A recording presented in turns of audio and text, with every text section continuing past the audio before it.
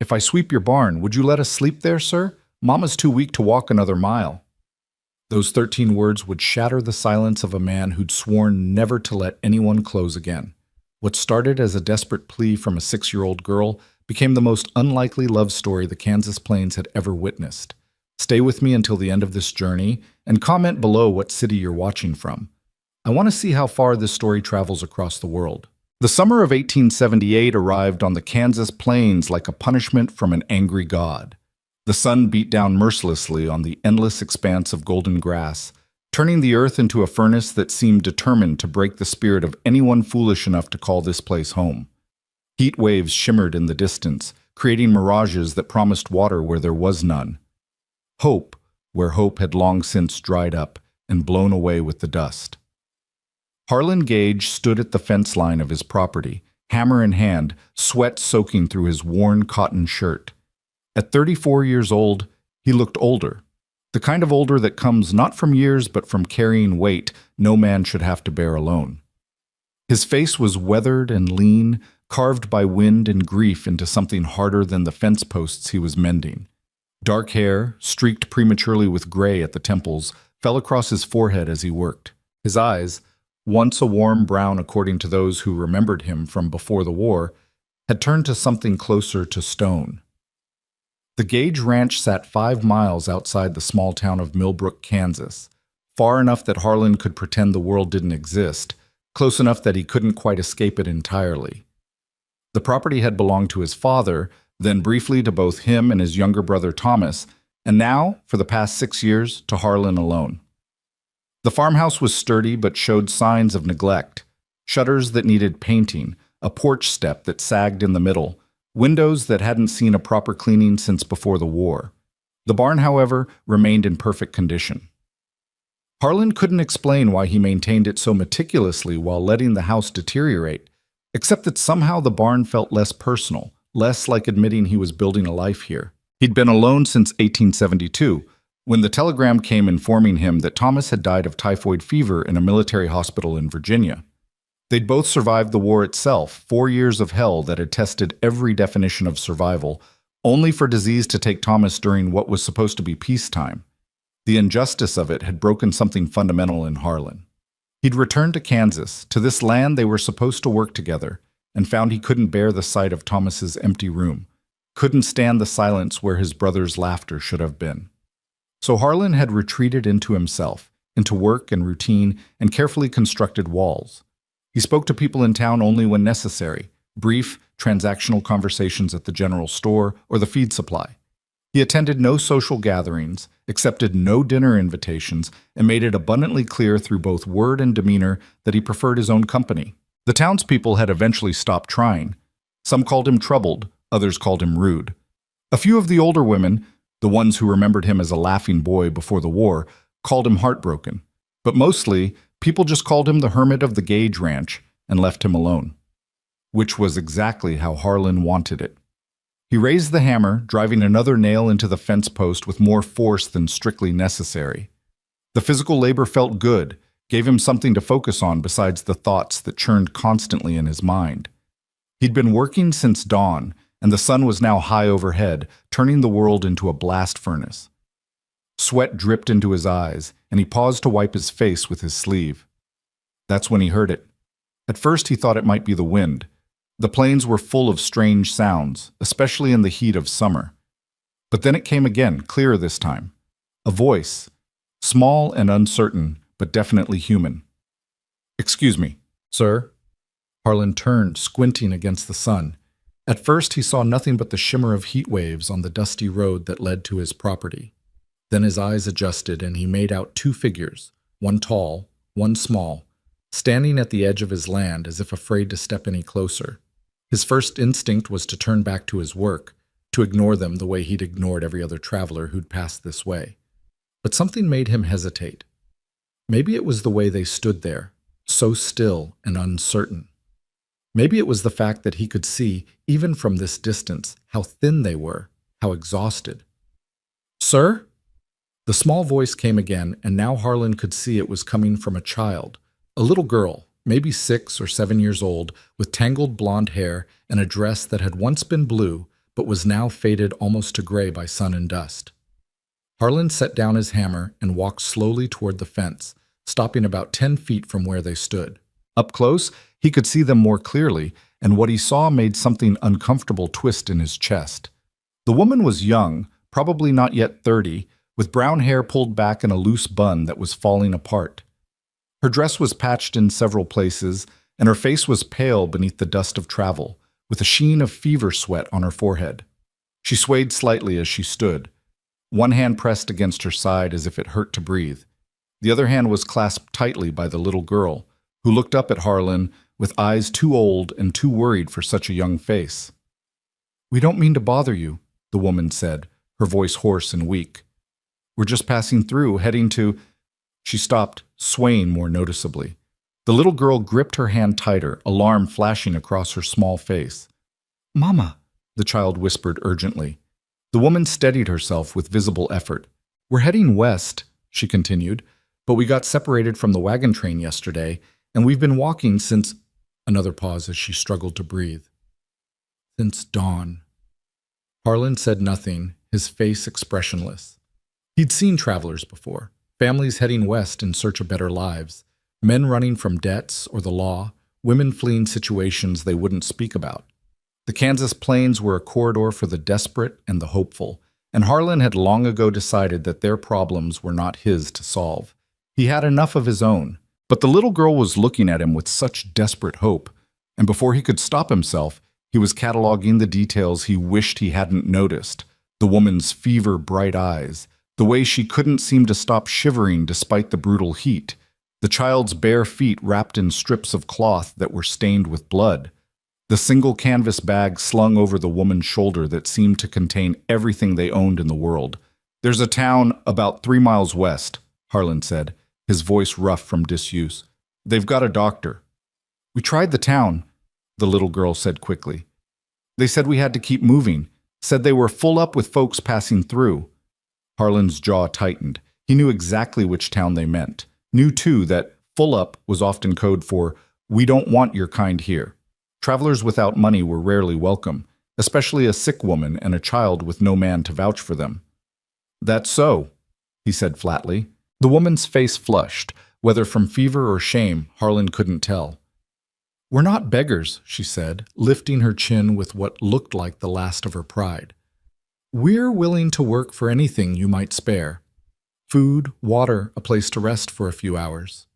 She paused, then added quietly, "We won't trouble you beyond that." Harlan should have said no. Every instinct, every carefully maintained boundary told him to direct them back to the road, to wish them well, to close the door on this moment before it became something more complicated. He didn't help people anymore. It was simpler that way, safer. But before he could form the words of refusal, the little girl stepped forward. She couldn't have weighed more than 40 pounds, all skin and bones and enormous blue eyes that looked at him with something that wasn't quite pleading, more like a quiet, determined courage that seemed impossibly old for such a small person. "Sir," she said, her voice clear and steady despite the tremor Harlan could see running through her thin frame, "if I sweep your barn, would you let us sleep there? Mama's too weak to walk another mile." The words hit Harlan like a physical blow. He actually took a step backward, as if he could put distance between himself and the simple, devastating honesty of that request. The little girl didn't break eye contact, didn't look away, didn't cry. She just stood there, waiting for his answer, her small hand still clasping her mother's, her shoulders squared as if ready to take on the weight of the entire world if that's what it took to save the only family she had left. Something cracked in Harlan's chest, something he'd thought was too calcified to break anymore. He saw, suddenly and against his will, another little girl from another time, his cousin Rachel, who'd been orphaned by the war and had come to live with them for one winter. She'd had that same look, that same impossible bravery in the face of circumstances no child should have to navigate. Rachel had died that spring, along with half the county, when scarlet fever swept through. Harlan hadn't thought about her in years, had trained himself not to. "Christ," he muttered, turning away and dragging a hand across his face. He stood there for a long moment, staring at nothing, fighting with himself. Every rational part of his mind was screaming at him to walk away, to maintain the boundaries he'd built so carefully, to protect himself from the inevitable pain that came from letting people get close. But he could still hear the little girl's voice. "Mama's too weak to walk another mile. Water's by the trough," he said finally, not looking at them. His voice came out harder than he intended, almost angry. "Around the side of the barn. Rest there if you need to." "Thank you," the woman whispered. "Thank you so much. Don't thank me," Harlan cut her off sharply. He still couldn't look at them. "It's water, not charity. Everyone's entitled to water." He heard the shuffle of their footsteps as they made their way toward the barn, heard the little girl's soft voice saying, "See, Mama? I told you someone would help." But Harlan was already walking back to his fence line, picking up his hammer, trying to convince himself that this was just a temporary thing, that they'd rest for an hour and be on their way, that by tomorrow he'd barely remember they'd been here. He worked for another hour, driving nails with mechanical precision, trying not to look toward the barn. But eventually, the sun grew too fierce even for his stubbornness, and he found himself walking back toward the house for water. The barn door was open, just a crack, and as he passed, he couldn't help but glance inside. They'd settled in a corner in the cleanest patch of hay. The woman, she'd said her name was Clara, he remembered now, was lying down, her eyes closed, breathing shallow and rapid. The little girl sat beside her, and Harlan watched as she carefully unwrapped the bloody cloth from her feet, wincing but making no sound. Then she reached into their small bag and pulled out what looked like the last heel of bread, perhaps 3 or 4 bites worth. She broke it carefully in half, tucked one piece back in the bag, and began eating the other with tiny, controlled bites, making it last. She was rationing. A 6-year-old child was rationing food because she knew they had nothing else. Harlan's hands clenched into fists at his sides. He told himself he didn't care. It wasn't his problem. The world was full of hungry children and desperate mothers, and he couldn't save them all. He'd learned that lesson the hard way during the war, watching young soldiers die in his arms while he could do nothing but offer useless comfort. He forced himself to turn away, to walk into his house and close the door behind him.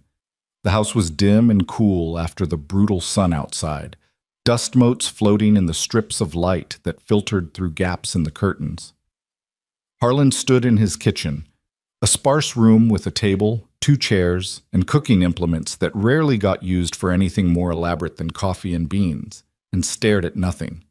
He should go back out, should finish the fence, should do any of the 100 tasks that needed doing on a property this size.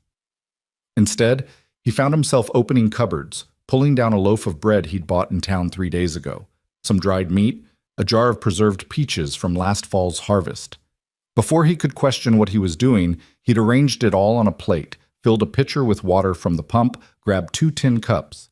"Damn it," he muttered under his breath, but his hands kept moving. When he stepped back outside, the afternoon sun was beginning its slow descent toward the horizon, turning the sky shades of gold and amber. He walked to the barn, his boots loud on the hard-packed earth, and knocked once on the doorframe. "It's me," he said gruffly. "Harlan Gage. I'm coming in." The little girl's head popped up immediately, eyes wide. She positioned herself between Harlan and her mother, protective despite her size. Up close, Harlan could see that her eyes were blue like cornflowers, her hair so blonde it was almost white in certain lights. A scattering of freckles crossed her nose, and there was a stubborn set to her jaw that reminded Harlan of Thomas. "I brought food," he said, setting the plate down on a relatively clean section of the barn floor. "And water." The girl stared at the plate as if it might be a mirage.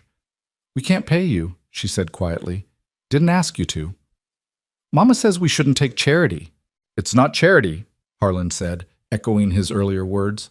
"You offered to sweep the barn. Consider this payment in advance." The little girl looked at him for a long moment, those 2 old eyes studying his face as if trying to determine whether he was trustworthy. Then, apparently satisfied with whatever she saw, she nodded. "Thank you, Mr. Gage," she said with a formality that would have been charming under different circumstances. "My name is Annie Wells. That's my mama, Clara Wells." "Mrs. Wells," Harlan said, nodding toward the sleeping woman. "Just Clara," Annie corrected. "Papa died 2 years ago. Mama says we don't need to pretend anymore." There was a story there, Harlan knew. Probably a sad one, but he'd learned long ago not to ask questions he didn't want answered. Instead, he said, "Your mother needs to see a doctor." "We know," Annie said simply, "but doctors cost money, and we spent the last of ours on the wagon train passage." Then when Mama got sick, the wagon master said she couldn't continue with them, said it might be catching, and he couldn't risk the other passengers. Her small face tightened with an anger that should have been impossible at her age. "He left us on the road with 3 days' food and said we were only 2 days from Millbrook, but Mama kept getting sicker, and we had to stop a lot, and the food ran out yesterday." Harlan closed his eyes briefly. He'd met men like that wagon master, men who could justify any cruelty as long as it served the greater good. He'd been ordered to be one of those men during the war, and the memory still made him sick. "The town doctor," he started, then stopped. Dr. Morrison was a good man, but he charged for his services, and he didn't make house calls for free. And even if Harlan paid, which he absolutely was not going to do because that would mean getting involved, Clara looked like she needed care that went beyond a single visit. "Look," he said finally, "your mother can rest here tonight. Tomorrow, if she's strong enough to travel, I'll take you both into town in the wagon. Someone there can help you figure out your next step." It was more than he'd intended to offer. It was already too much. Annie's face lit up with a smile so bright and grateful that Harlan had to look away. "Thank you," she whispered. "You're the first person who's been kind to us in a long time." "Don't make more of it than it is," Harlan said roughly. "It's one night in a barn, nothing more." But even as he said it, he knew he was lying to himself. He left them then, retreating to his house as the sun set and the temperature finally began to drop. He made himself coffee, ate a cold dinner, tried to read a newspaper that was 3 weeks old, but his eyes kept drifting to the window that looked out toward the barn, where a faint glow suggested Annie had lit the lantern he kept there. Around 9 o'clock, he heard it, a sound so soft he almost missed it, but once he recognized it, he couldn't unhear it. Singing. A child's voice, slightly off-key but pure and sweet, singing a lullaby. Harlan stood at the window, coffee cup forgotten in his hand, and listened. The song was an old one, something his own mother used to sing. The melody drifted across the darkening yard, mixing with the chirp of crickets and the whisper of wind through grass. And Harlan realized, with a sensation that felt like falling, that he couldn't remember the last time he'd heard music in this place. Couldn't remember the last time his property had felt like anything other than a tomb for memories and a shelter for ghosts. The silence, he understood suddenly, hadn't been peace. It had been death. He set down his coffee cup, walked to his bedroom, and pulled a quilt from the chest at the foot of his bed. It had been his mother's, one of the few things he'd kept after she passed. He never used it, couldn't bear to somehow, but now he found himself walking back outside, crossing the yard to the barn. Annie was still singing when he pushed open the door, her voice growing quieter as the song reached its end. She sat beside Clara, who was shivering despite the warm night, her fever clearly worsening. "She's cold," Annie said as Harlan approached. She didn't look surprised to see him, as if she'd somehow expected he'd come back. Harlan knelt and spread the quilt over Clara, tucking it around her shoulders. Up close, he could see that her color was bad, her lips slightly blue. This wasn't just a simple fever, this was something serious. "Has she been coughing?" he asked. Annie nodded. "For weeks. Started on the wagon train. Gets worse every day." Pneumonia, maybe, or consumption. Either way, she needed medicine and care that a barn couldn't provide. Harlan stood looking down at them, the sick woman and the brave child, and felt the last of his resistance crumbling. "Tomorrow," he said, making a decision he'd probably regret, "I'll ride into town and bring back the doctor. Tonight, if her fever gets worse, you come get me. House is right there. Don't hesitate." "Why are you helping us?" Annie asked. It wasn't accusatory, just genuinely curious. Harlan didn't have a good answer. Didn't have any answer that made sense, even to himself. "Because someone should," he said finally, then more quietly, "because maybe if more people had, your mother wouldn't be lying in a stranger's barn right now." He turned to leave, then paused at the door. "Annie?" "Yes, sir?" "You did good, asking for help. That takes courage." The little girl's face flushed with pleasure at the compliment, and Harlan fled before he could say anything else that might deepen this connection he wasn't ready for. Back in his house, He lay awake for hours, staring at the ceiling and listening to the night sounds. Somewhere in the darkness, Annie was probably still awake too, keeping watch over her mother. And Clara was fighting a fever that might kill her before morning. Harlan told himself this was still temporary, that he'd help them get back on their feet, point them toward their next destination, and then return to his carefully constructed solitude. He told himself that opening his door for one night didn't mean tearing down the walls he'd built around his heart. He told himself a lot of things that night, and with the dawn would come the realization that every single one of them was a lie. Because the moment Annie Wells had looked at him with those brave, desperate eyes and asked if she could sweep his barn in exchange for shelter, something had shifted. A door that had been rusted shut had creaked open, just a crack. And morning light, Harlan would discover, has a way of revealing everything you've been trying to hide, even from yourself, especially from yourself. Dawn came too early and too bright, spilling through the gaps in Harlan's curtains like an accusation. He'd barely slept, drifting in and out of restless half-dreams where Thomas's face kept blending with Annie's, where his mother's voice sang lullabies that turned into warnings he couldn't quite make out. When he finally gave up on sleep and dragged himself out of bed, the first thought that crossed his mind was that he hoped they'd already left, packed up their small bag and disappeared down the road while it was still cool, sparing him the complication of whatever came next. But when he looked out the window toward the barn, he saw thin smoke rising from the outdoor fire pit he rarely used. Someone was awake. Someone was still there. Harlan dressed slowly, pulling on work pants and a clean shirt, taking his time with each button as if delay might somehow change the situation. When he finally stepped outside, the morning air was already warming, promising another brutal day. He walked toward the barn, his boots crunching on the hard earth, and stopped short when he saw what awaited him. The barn doors stood open wide, and morning light flooded the interior, revealing a transformation that made Harlan blink in confusion. The floor, which had been covered in scattered hay and dust, and the accumulated debris of months of neglect, was swept clean. His tools, which he'd left in their usual jumble on the workbench, were organized by size and type, each one wiped free of rust and grime. The saddles and tack that had been draped haphazardly over sawhorses were now properly hung on the wall pegs. Even the windows, grimy with years of accumulated dirt, showed signs of someone's careful attention, though the job was only half finished. And there, in the corner where he'd left them last night, sat Annie Wells on an overturned bucket, her small hands working a needle through the fabric of his work shirt, the one he'd torn on fence wire 2 weeks ago and had been meaning to mend but never quite got around to. She looked up when his shadow fell across the doorway, and something in her expression made Harlan's chest tight. There was pride there and determination, but also a bone-deep exhaustion that no child should carry. "Good morning, Mr. Gage," she said, her voice hoarse but polite. "I hope you don't mind. I wanted to earn our keep, like I promised." Harlan stepped inside, turning slowly to take in the extent of the work she'd done. It must have taken hours. She must have been up since before first light, working by lamplight, and then dawn's early glow, pushing her small body through exhaustion to make good on a promise she'd made in desperation. "You didn't have to do all this," he said, and his voice came out rougher than he intended. "Yes, I did," Annie replied simply. "You gave us food and shelter. Mama always says we pay our debts." She held up the shirt, examining her stitching with a critical eye. "I'm not as good at sewing as Mama, but I think it'll hold."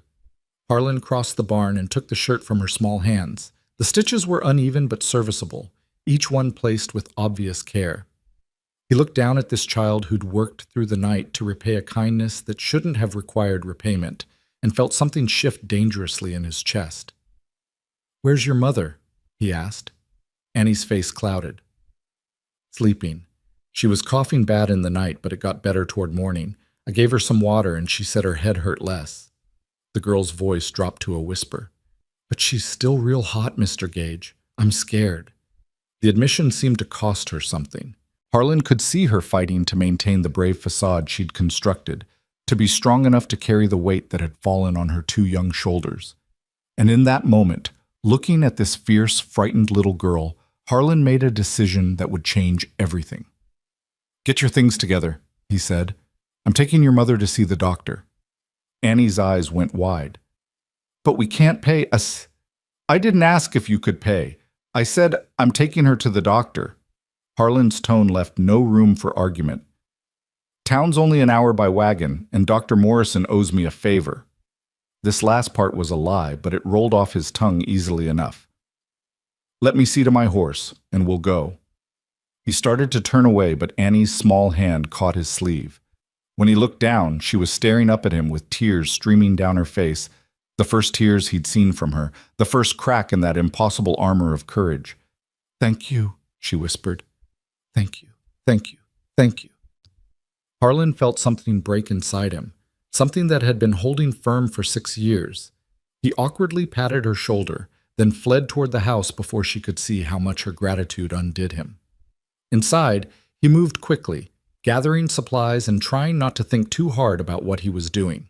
He filled a canteen with water, grabbed some bread and cheese for the journey, pulled his rarely used good jacket from the wardrobe. His hands were shaking slightly as he buttoned it, and he forced himself to breathe slowly, to maintain the control he'd cultivated so carefully. This was just being a decent human being, he told himself. This was just doing what any reasonable person would do when confronted with a sick woman and a desperate child. It didn't mean he was letting them in. It didn't mean he was opening himself up to the inevitable pain that came from caring. But even as he formed these thoughts, he knew they were lies. When he returned to the barn, Annie had gathered their few possessions and was kneeling beside Clara, speaking to her in low, urgent tones. Clara's eyes were open but glazed with fever, and she seemed to be having trouble focusing on her daughter's face. "Mama, Mr. Gage is taking us to the doctor," Annie was saying. "You're going to be all right. You hear me? You're going to be all right." Clara's lips moved, forming words too quiet for Harlan to hear. He hitched his horse to the wagon with practiced efficiency, then spread an old quilt in the wagon bed to provide some cushioning against the inevitable jostling of the rough road. "We need to get her into the wagon," he said. "Can she walk?" "I can manage," Clara said, her voice barely above a whisper. She tried to sit up, but the effort made her gasp with pain, one hand pressed against her ribs. "The hell you can," Harlan muttered.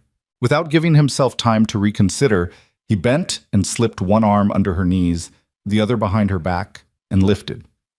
She weighed almost nothing, light as a child despite being a grown woman.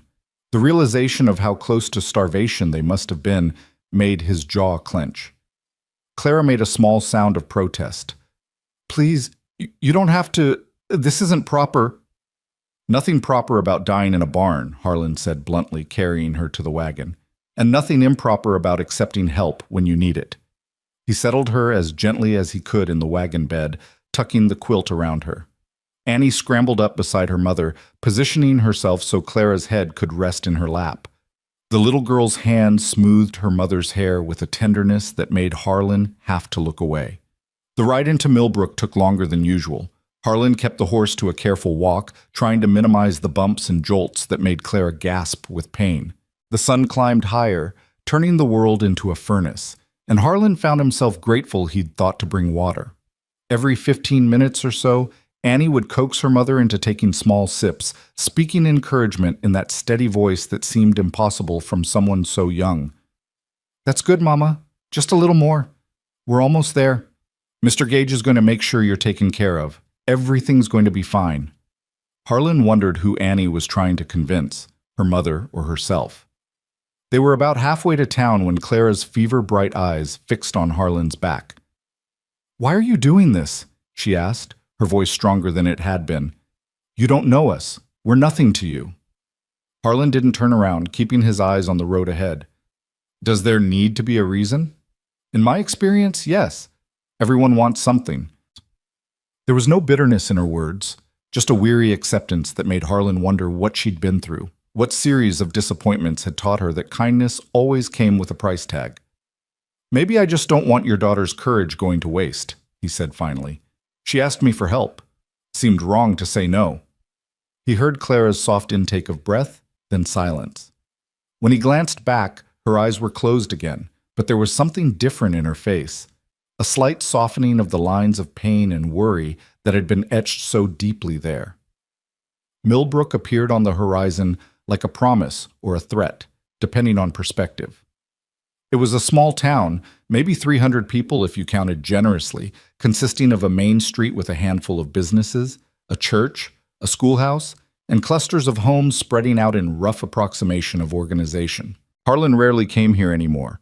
Only when necessity demanded supplies he couldn't produce or repair himself. He drove straight to Dr. Morrison's house, which sat at the edge of town with a small painted sign out front advertising medical services.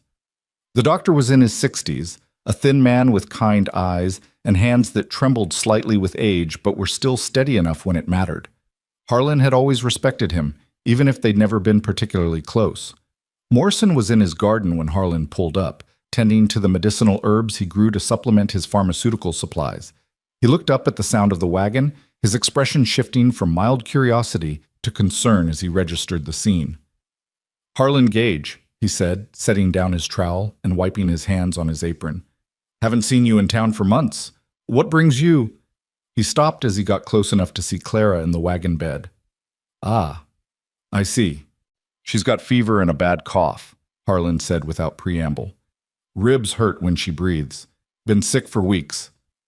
Morrison climbed into the wagon bed with surprising agility for a man his age, his professional demeanor settling over him like a cloak. He pressed his hand to Clara's forehead, felt her pulse, listened to her breathing. His face grew more serious with each passing moment. "Pneumonia," he said finally. "Pretty advanced from the sound of it. She needs bed rest, fluids, and medication. Lots of all three." He looked at Harlan. "She needs nursing care, Gage, round the clock for at least a week, maybe 2. "Fine," Harlan said before he could stop himself. "I'll take her back to my place. You tell me what to do." Morrison's eyebrows rose. "You know these folks?" "Does it matter?" The doctor studied him for a long moment, then shook his head slowly.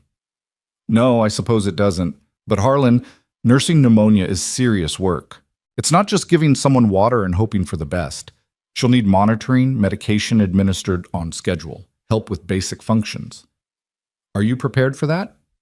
Harlan thought about his quiet house, his careful routines, the solitude he'd cultivated so deliberately. He thought about how easily all of it could be disrupted by a sick woman and a watchful child.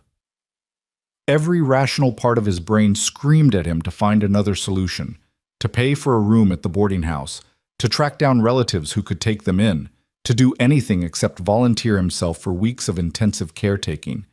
But then Annie's small voice spoke up from the wagon bed. "I can help. I'm real good at following instructions and I can stay up all night if I need to. I won't be any trouble, I promise." And Harlan heard himself say, "We'll manage." Morrison looked at him as if seeing him for the first time. "All right then. Let me get my bag. I'll ride back with you, get her settled, and show you what needs doing." The return journey was slower still, with the doctor riding in the wagon bed beside Clara, monitoring her condition and occasionally administering small doses of medication from the bottles in his black bag. Harlan listened as Morrison explained the treatment plan: hourly fluids, medicine every 4 hours, poultices for the chest, careful monitoring for signs of worsening. It sounded overwhelming, but Annie absorbed every word with fierce concentration, asking clarifying questions that showed a maturity far beyond her years. "If her breathing gets worse, or if she starts coughing up blood, you send someone for me immediately," Morrison was saying. "Doesn't matter if it's the middle of the night. Pneumonia can turn bad quickly." "There's no one to send," Harlan said. "I live alone." Morrison frowned. "Then one of you will have to ride. Can the girl manage a horse?" "I can learn," Annie said immediately. "I'm a quick learner." "She's 6 years old," Harlan protested. "I'm almost 7, Annie corrected indignantly. "And I'm real good with animals. I took care of all the chickens and the goat back before—" She stopped abruptly, her face clouding. Before what? Harlan wondered. Before her father died? Before whatever circumstances had reduced them to wandering the Kansas plains with nothing but a canvas bag and each other? He didn't ask. He'd learned long ago that some stories were too painful to tell to strangers, even kind ones. When they reached the ranch, Harlan faced a decision he'd been avoiding: where to put them. The barn, even cleaned up, wasn't suitable for a woman who needed rest and monitoring, but bringing them into his house, into his private space, felt like crossing a line he'd sworn never to cross again. Morrison made the decision for him. "She needs to be somewhere clean, and temperature controlled, he said firmly. The barn won't do. You have a spare room in that house of yours? I have Thomas's room, Harlan said, and then wondered why he'd phrased it that way. It hadn't been Thomas's room for 6 years. It was just a room. Empty. Unused. Dead. Like everything else he touched. Then that's where she goes, Morrison said, his tone brooking no argument. So Harlan found himself carrying Clara Wells across the threshold of his house, through the dim parlor he never used, down the hallway to the room he'd kept closed for 6 years. Annie rushed ahead to open the door, and Harlan stepped into a space that smelled of dust and memory and time suspended. Thomas's few possessions were still there, his books on the shelf, his spare boots by the door, his jacket hanging on a peg as if waiting for him to return from some errand. Harlan had never been able to bring himself to clear them out, but neither could he bear to enter the room and see them.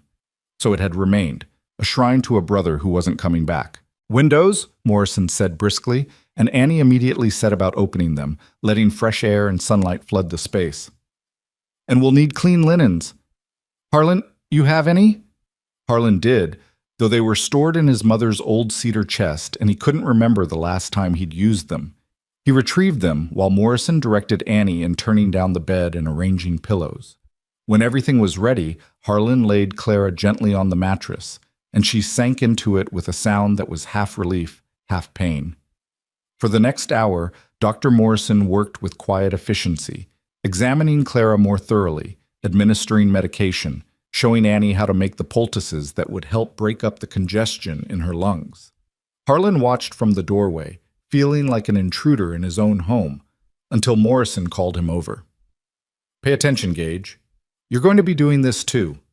So Harlan learned how to measure laudanum without giving too much, how to position a patient to ease breathing, how to recognize the signs that someone was improving or deteriorating. His hands felt too large and clumsy for such delicate work. But Morrison was patient, demonstrating until Harlan had the movements down. She'll likely sleep a lot for the next few days, Morrison said when they were done. The laudanum will help with that, and rest is what she needs most. Keep her hydrated, keep her medicated on schedule, and watch for fever spikes. If her temperature goes too high, use cool cloths on her forehead and wrists. I can do that, Annie said immediately. She'd positioned herself in a chair beside the bed, one small hand resting on her mother's arm, as if to anchor her to the world. Morrison looked at her with something like admiration. I believe you can, young lady. But you need to rest too, understand? You can't help your mother if you collapse from exhaustion. I won't collapse, Annie said with absolute certainty. Morrison exchanged a glance with Harlan that said children, and then turned back to his patient. Clara's eyes fluttered open briefly, fighting through the fog of medication and fever. Annie, she whispered, come here, baby. The little girl leaned close, and Clara's hand found hers. You mind Mr. Gage, you hear? Don't be any trouble.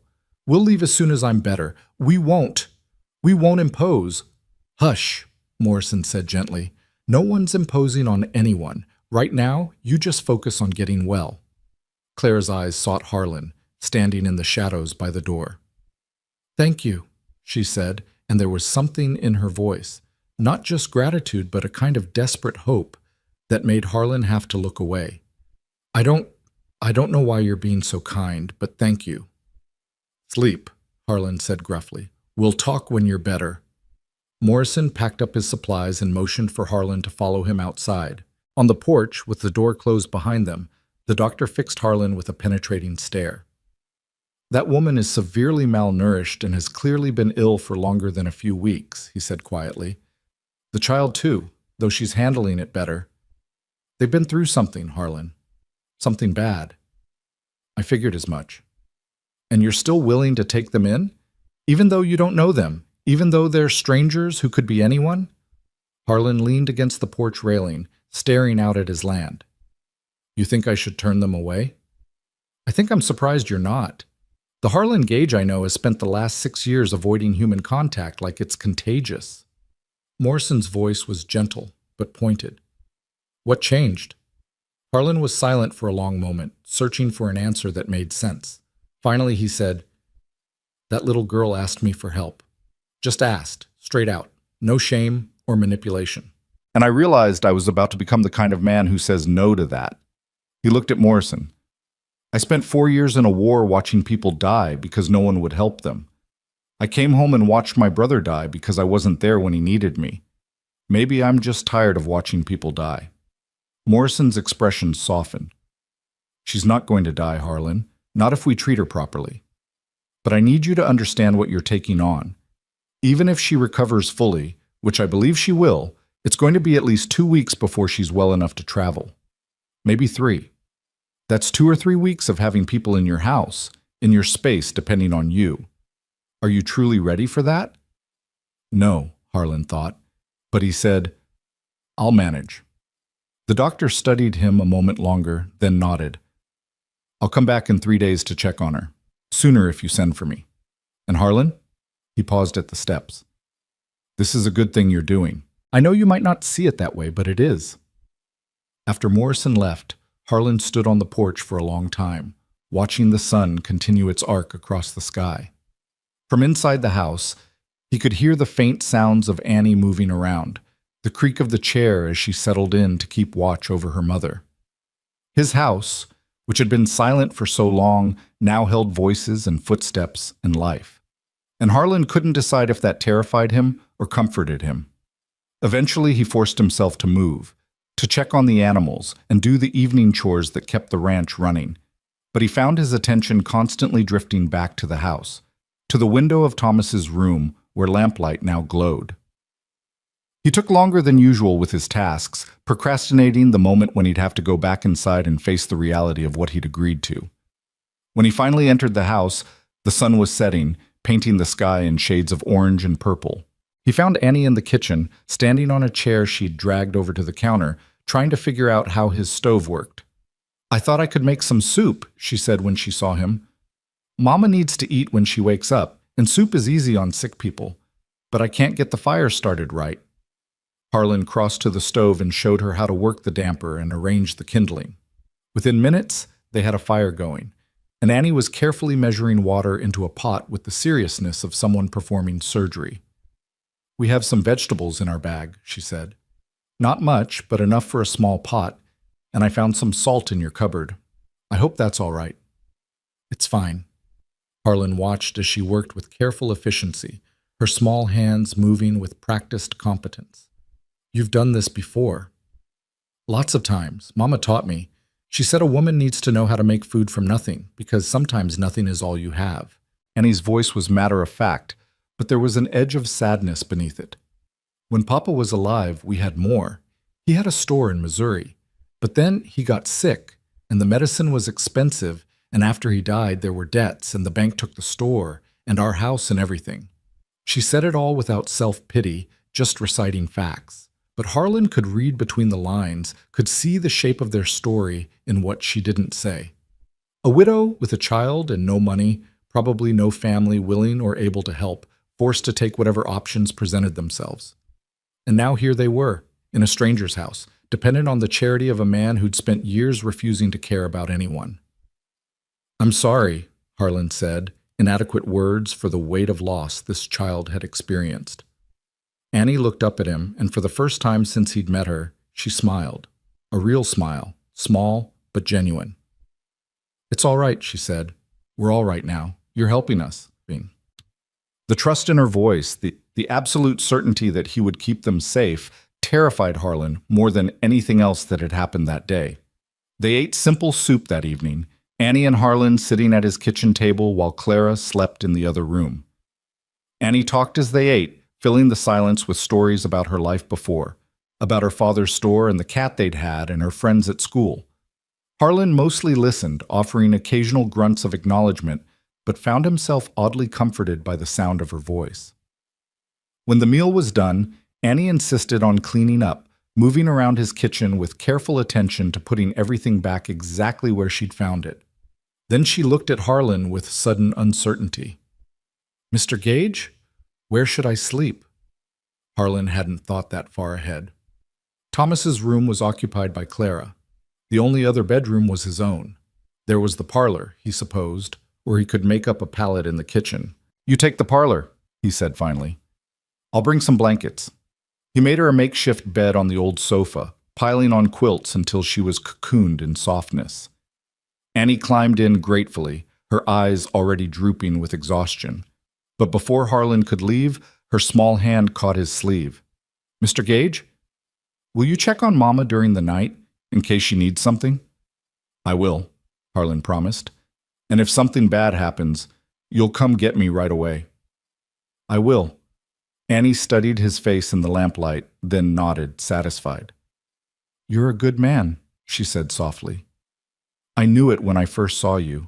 Mama says you can always tell a person's heart by their eyes, and your eyes are kind even when you try to look mean."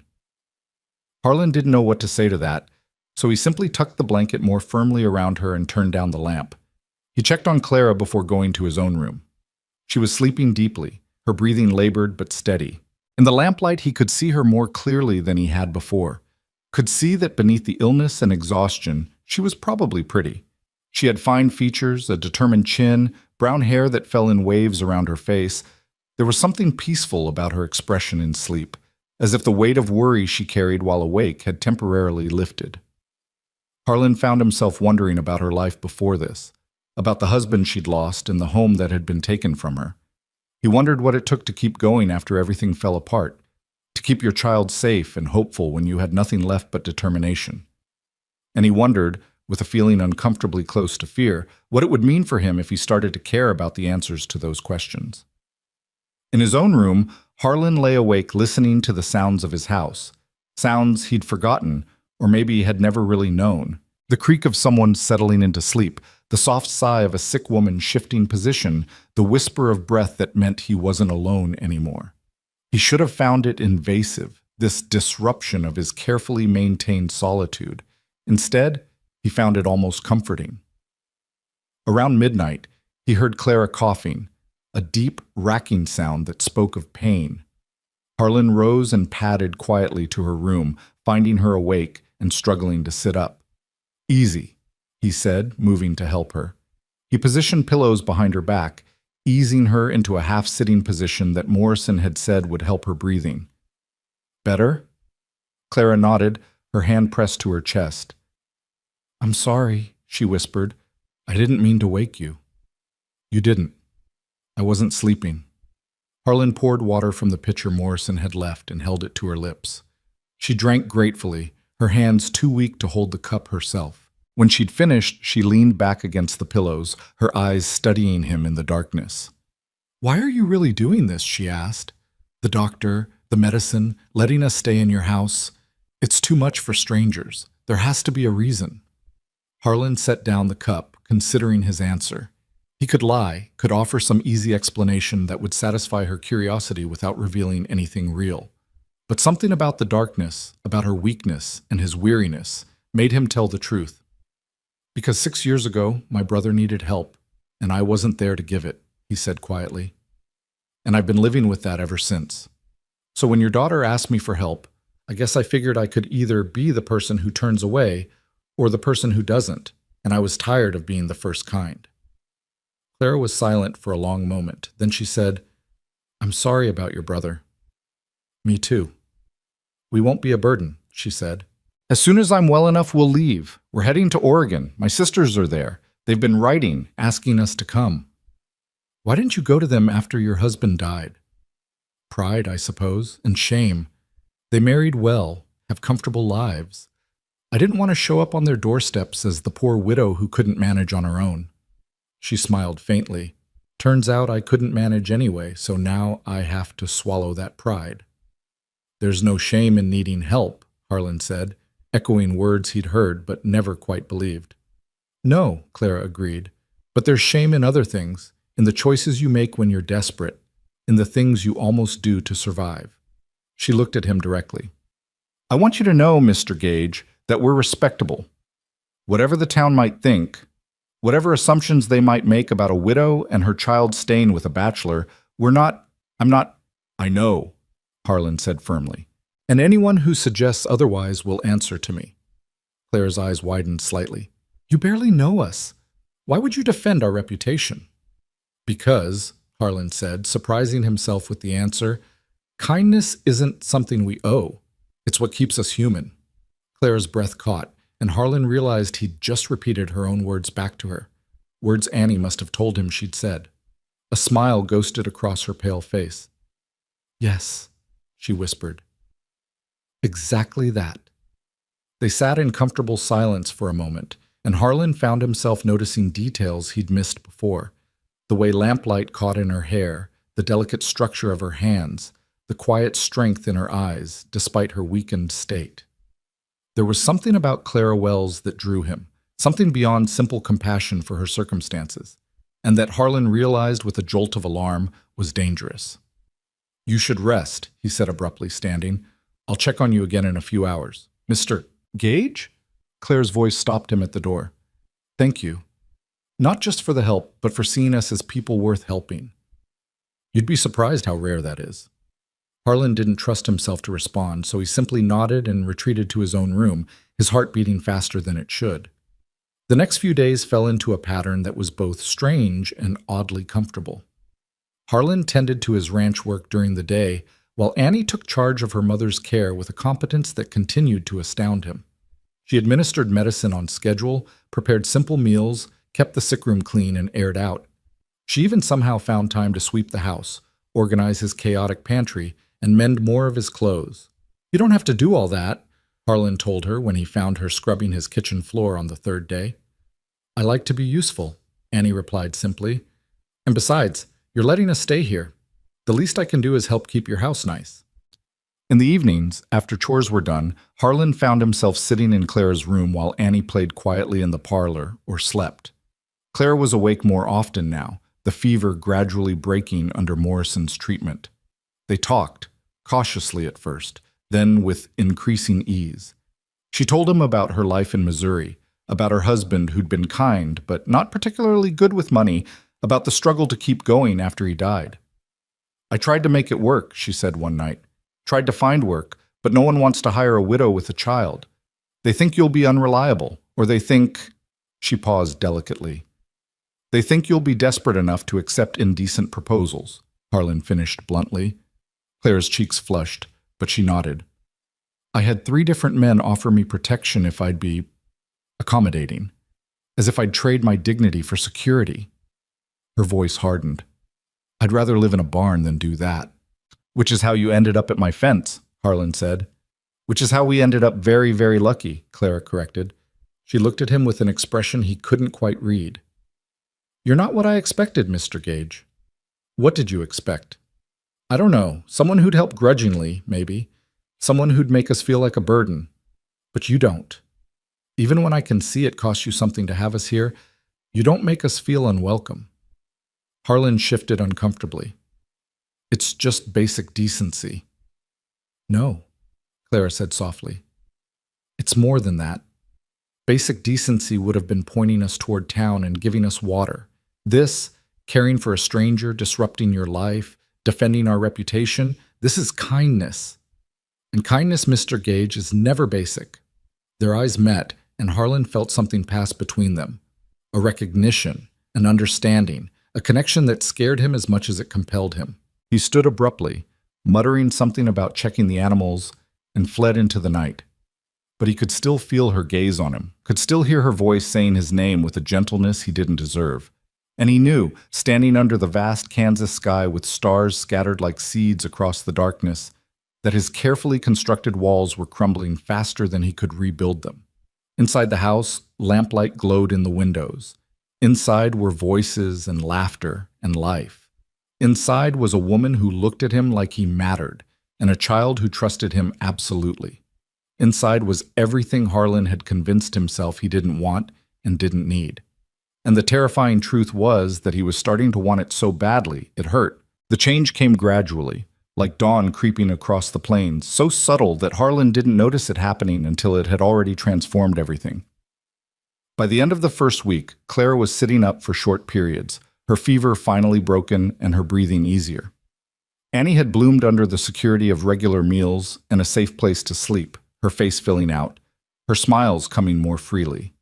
And Harlan found himself doing things he'd sworn he'd never do again, setting 3 places at the table instead of 1, listening for footsteps in the hallway, feeling his chest tighten with something dangerously close to contentment when Annie's laughter rang through his house.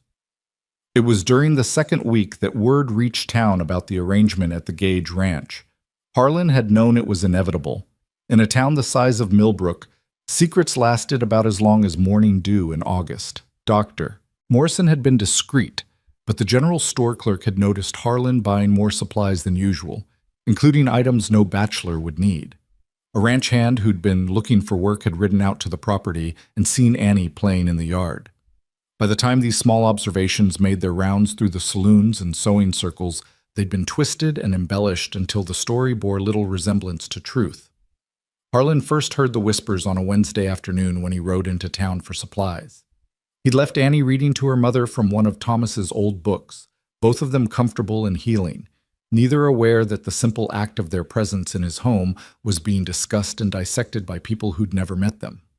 The general store was busy when Harlan entered, and the conversation that had been flowing freely came to an abrupt halt. Mrs. Henderson, the banker's wife, stopped mid-sentence and stared at him with an expression that managed to be both scandalized and grimly satisfied, as if she'd been proven right about something she'd long suspected. Her companion, Mrs. Yates, clutched her packages tighter and turned away, making a show of examining bolts of fabric with sudden fascination. Harlan ignored them, moving to the counter where Sam Tucker, the store owner, stood looking decidedly uncomfortable. "Harlan," Sam said, his greeting carefully neutral, "what can I do for you?" "Need flour, sugar, some coffee if you have it fresh," Harlan said, pulling out his list. "And I need to settle my account." As Sam gathered the items, Harlan became aware of Mrs. Henderson whispering to her friend, her voice just loud enough to ensure it would carry. "Staying right there in his house, if you can believe it. A widow woman with a child, and him a bachelor, no chaperone, no propriety. Why, when I think of what must be going on under that roof—" "Mrs. Henderson," Sam said sharply, his face reddening, "that's enough." But she wasn't finished. "I'm simply saying what everyone's thinking, Samuel. It's not proper. That poor child exposed to such an arrangement. Someone should inform the authorities. There are institutions for women of that type, places where—" Harlan's hand slammed down on the counter with enough force to make everyone in the store jump. When he spoke, his voice was quiet, but it carried the kind of cold fury that made grown men take a step back. "Mrs. Henderson, I'm going to say this once, and I suggest you listen carefully." He turned to face her, and she actually paled at whatever she saw in his expression. "Mrs. Wells and her daughter are under my protection. Mrs. Wells has been gravely ill with pneumonia, and I provided shelter out of basic human decency, a quality that seems to be in short supply in this town. If you or anyone else spreads lies about them, if you damage their reputation with your filthy insinuations, you'll answer to me personally. Do I make myself clear?" Mrs. Henderson's mouth opened and closed like a landed fish. "Well, I never, No, I don't suppose you have," Harlan said coldly. "Never shown kindness without expecting something in return. Never helped someone without judging them. Never thought that maybe your vicious gossip does more harm than whatever you imagine you're protecting people from." "Mr. Gage," Mrs. Yates ventured timidly, "we're only concerned about propriety. Surely you can understand—" "What I understand," Harlan interrupted, "is that a woman and her child were dying on the side of the road, and the good people of Millbrook turned them away. What I understand is that you're more concerned with appearances than with actual morality. So here's what's going to happen. You're going to stop talking about Mrs. Wells. You're going to stop looking at her with judgment if you happen to see her. And you're going to remember that Christians are supposed to help the sick and shelter the homeless, not tear them down with gossip." He turned back to Sam, who was staring at him with something like awe. "How much do I owe you?" Sam named a figure, and Harlan paid it, gathering his supplies. As he headed for the door, Mrs. Henderson found her voice again, pitched to sound wounded rather than malicious. "We're only thinking of you, Mr. Gage. Your reputation matters too. People will talk, and once a man's reputation is sullied—" Harlan stopped at the door and looked back at her.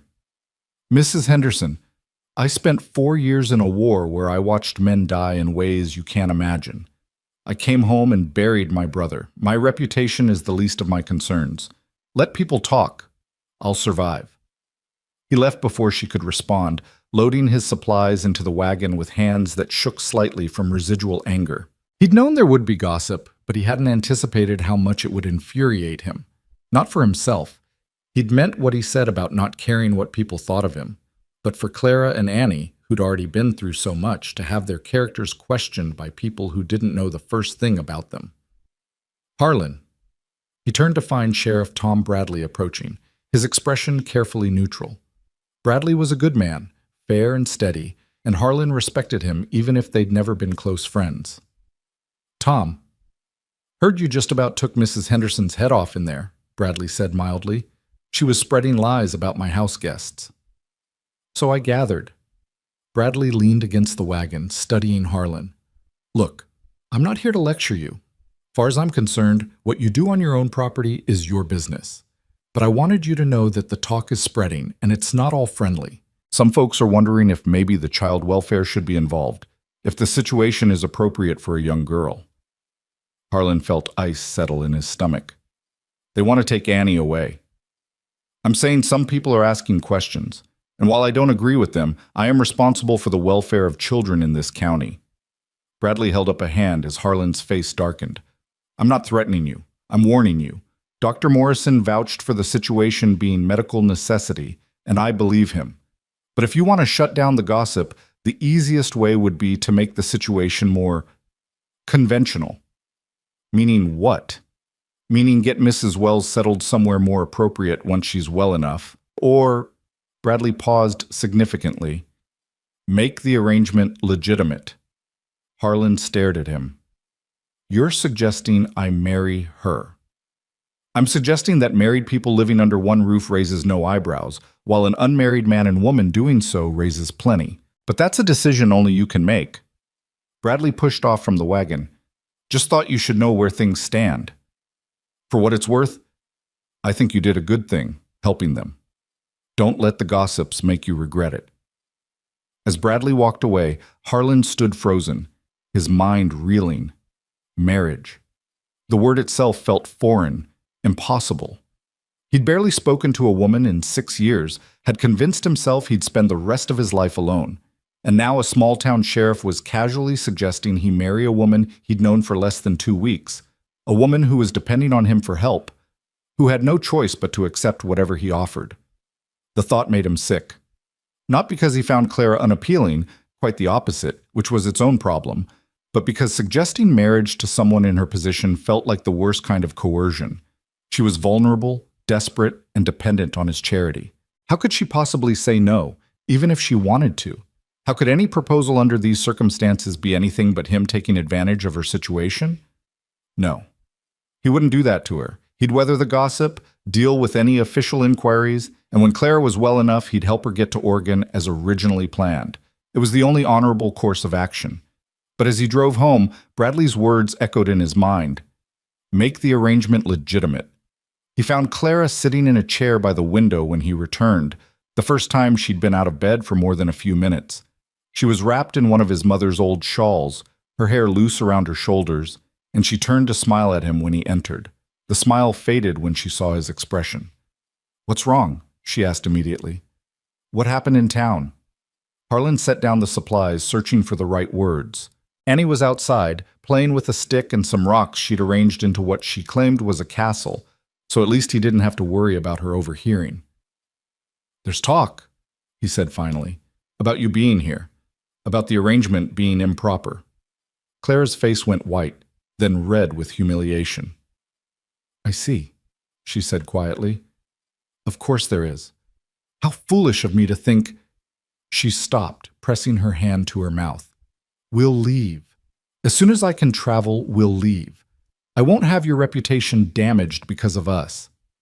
"That's not what I want," Harlan said quickly. "It doesn't matter what you want.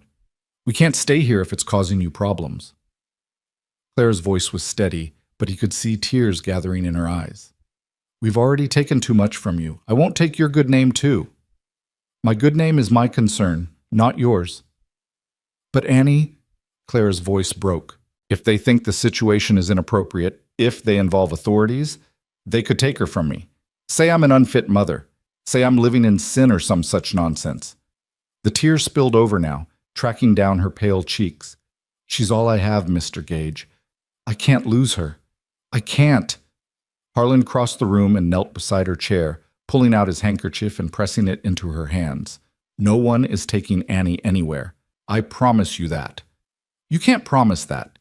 You can't control what people say or what the law decides. Then we'll make it so they have nothing to say, Harlan heard himself say. The words came out before he'd fully formed the thought, driven by the panic in Clara's eyes and his own desperate need to fix this, to make her safe. We'll get married. Clara froze, the handkerchief pressed to her face, staring at him with an expression of complete shock. What? If we're married, there's no impropriety. No grounds for anyone to question the arrangement or threaten to take Annie. It solves everything. Harlan, you can't. Clara shook her head violently. You can't marry me out of pity or obligation. That's not fair to either of us. It's not pity, Harlan said, realizing as he spoke that it was true. And yes, there's obligation, but not the kind you think. I brought you here, made you part of my household. That makes your welfare my responsibility. And if marrying you protects you and Annie, then that's what I'll do. But what about what you want? Clara asked desperately. What about your life, your freedom? I won't trap you into a marriage you don't want just to save myself. Harlan sat back on his heels, looking at this woman who, even sick and terrified, was more concerned about his welfare than her own. What I want, he said slowly, is to not spend the rest of my life wondering if you and Annie made it safely to Oregon. What I want is to not lie awake at night thinking about what might happen to you once you leave here. What I want is... He paused, surprised by the truth of what he was about to say. What I want is for you to stay. The words hung in the air between them, heavy with implications neither of them was quite ready to examine. Clara's hand found his where it rested on the arm of her chair, her fingers cold and trembling. You don't know me, she whispered. Not really. What if you regret it? What if I don't? Harlan countered. Clara, I'm not promising you romance or grand passion. I don't know if I'm capable of that anymore. But I can promise you safety. I can promise you a home, food, security for Annie. I can promise that no one will ever turn you away or make you feel like a burden again. Is that enough?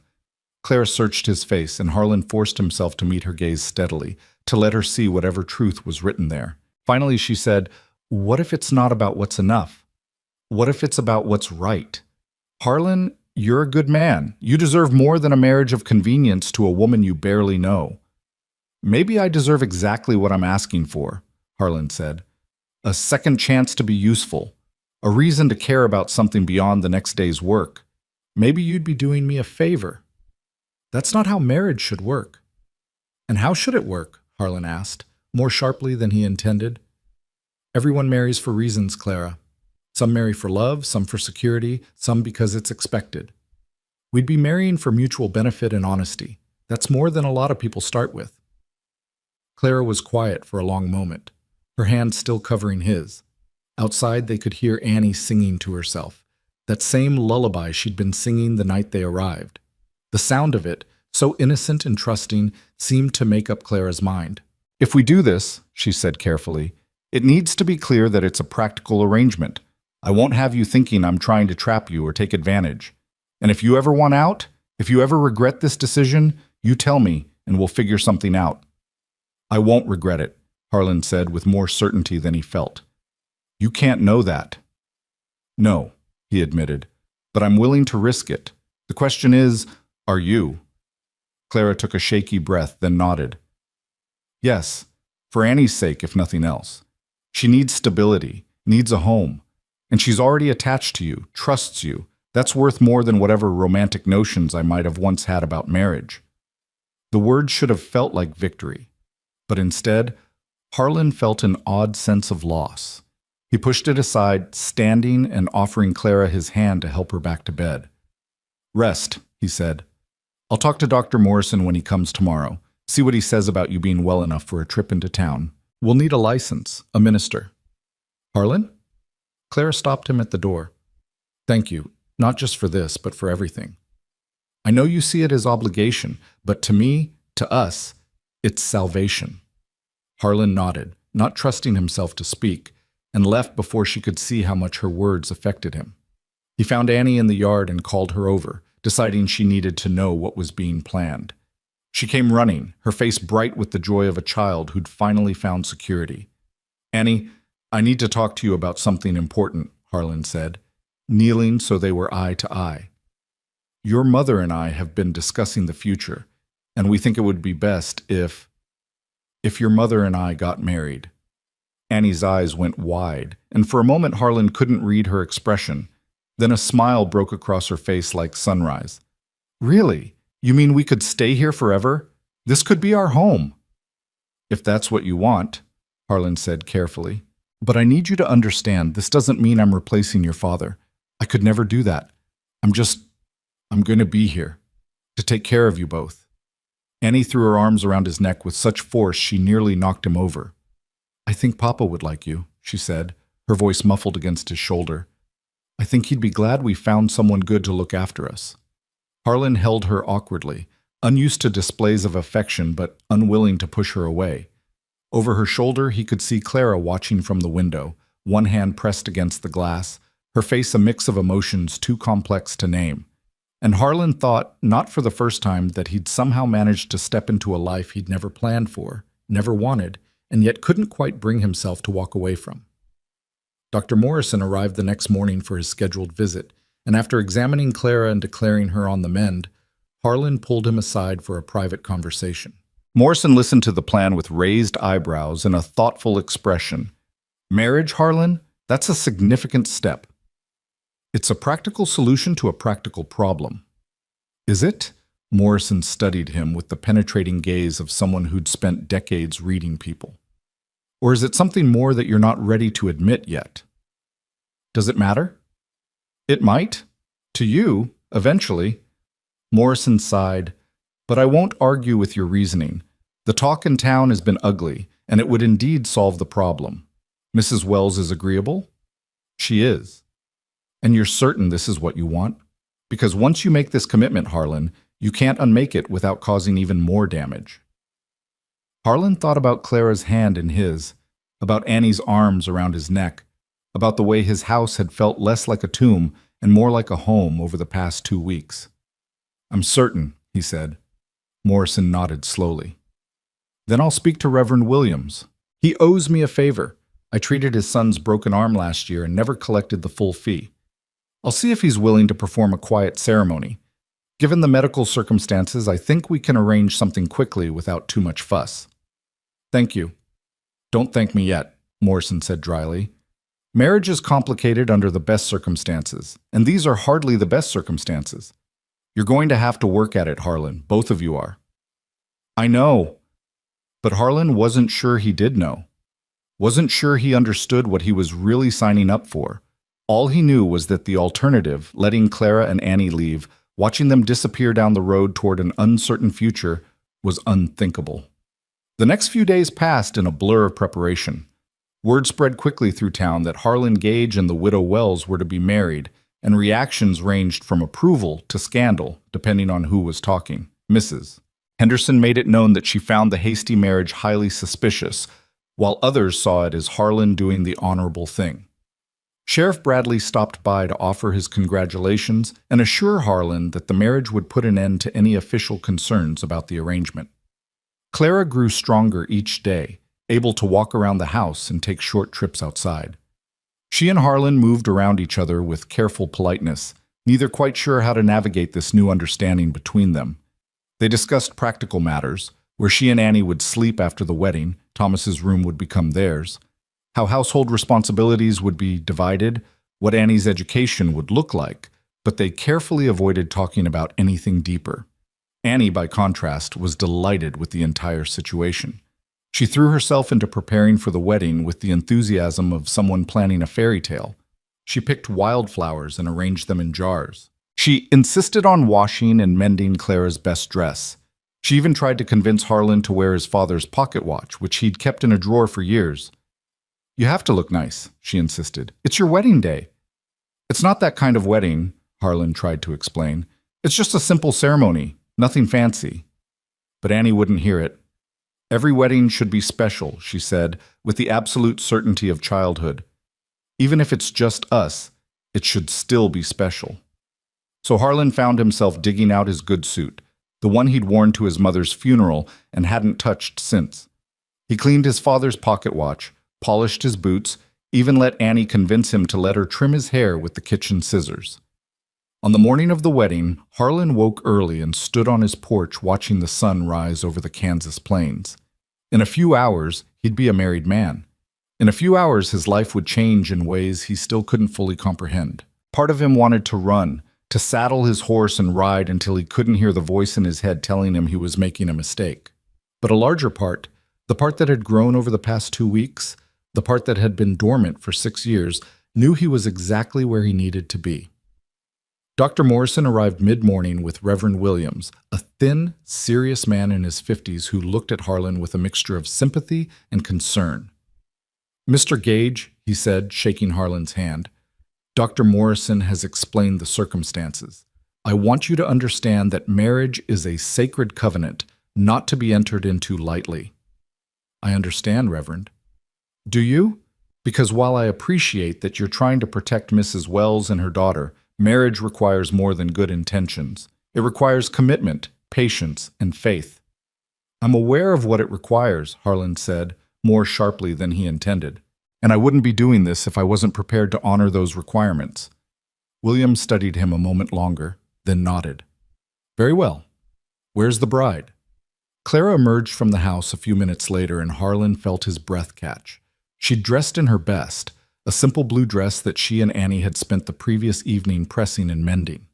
Her hair was pulled back in a soft knot, and she'd found some ribbon somewhere to weave through it. She was still too thin, still pale from illness, but there was a quiet dignity in the way she carried herself that made her beautiful. She walked to Harlan's side, and they stood together facing the Reverend while Morrison and Annie served as witnesses. Sheriff Bradley had also shown up, explaining quietly that his presence would help establish the legality of the ceremony for anyone who might question it later. The ceremony was brief and businesslike. Williams spoke about duty and commitment, about the responsibilities of marriage, and the sanctity of the family. Harlan barely heard him, too focused on Clara's hand in his, small and cool, trembling slightly. He wondered what she was thinking, whether she was regretting this decision, whether she was afraid. "Do you, Harlan Gage, take this woman to be your lawfully wedded wife, to have and to hold, in sickness and in health, for richer or poorer, as long as you both shall live?" "I do," Harlan said, his voice steady. "And do you, Clara Wells, take this man to be your lawfully wedded husband, to have and to hold, in sickness and in health, for richer or poorer, as long as you both shall live?" Clara's hand tightened on Harlan's. "I do," she whispered. "Then by the power vested in me, I now pronounce you husband and wife." Williams closed his Bible with a decisive snap.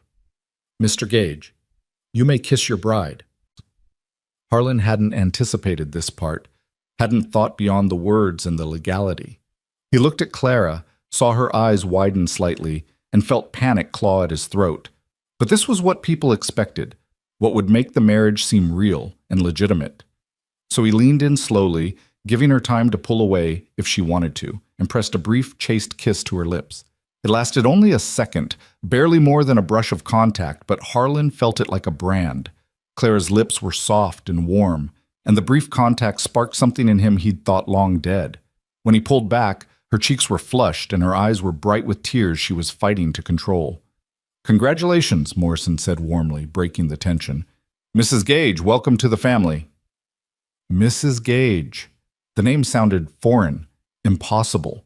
Clara seemed to feel it too, her hand flying to her mouth as if she could catch the reality before it fully settled. Annie had no such reservations. She launched herself at both of them, wrapping her arms around their legs and laughing with pure joy. "We're a family now," she announced. "A real family." And Harlan thought, looking down at this child who'd somehow claimed a piece of his heart, that maybe she was right. Maybe they were a family, strange and cobbled together though they might be.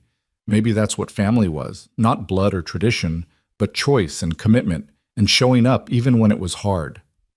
After the witnesses left, the three of them stood in the yard, none quite sure what came next. The marriage was legal and binding, but it still felt surreal, as if they were all playing parts in someone else's story. "Well," Clara said finally, her voice determinedly cheerful, "I suppose I should start dinner. Wives make dinner for their families, don't they?"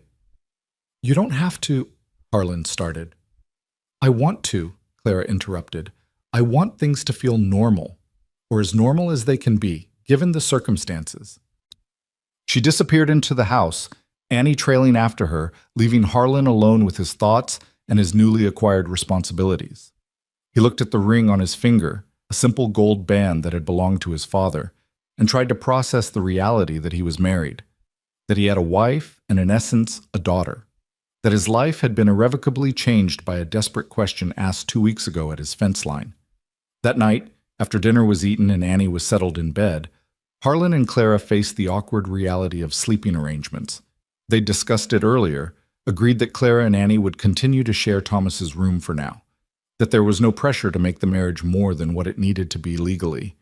But as Clara stood in the doorway of what was now her room, she turned back to look at Harlan with an expression he couldn't quite read.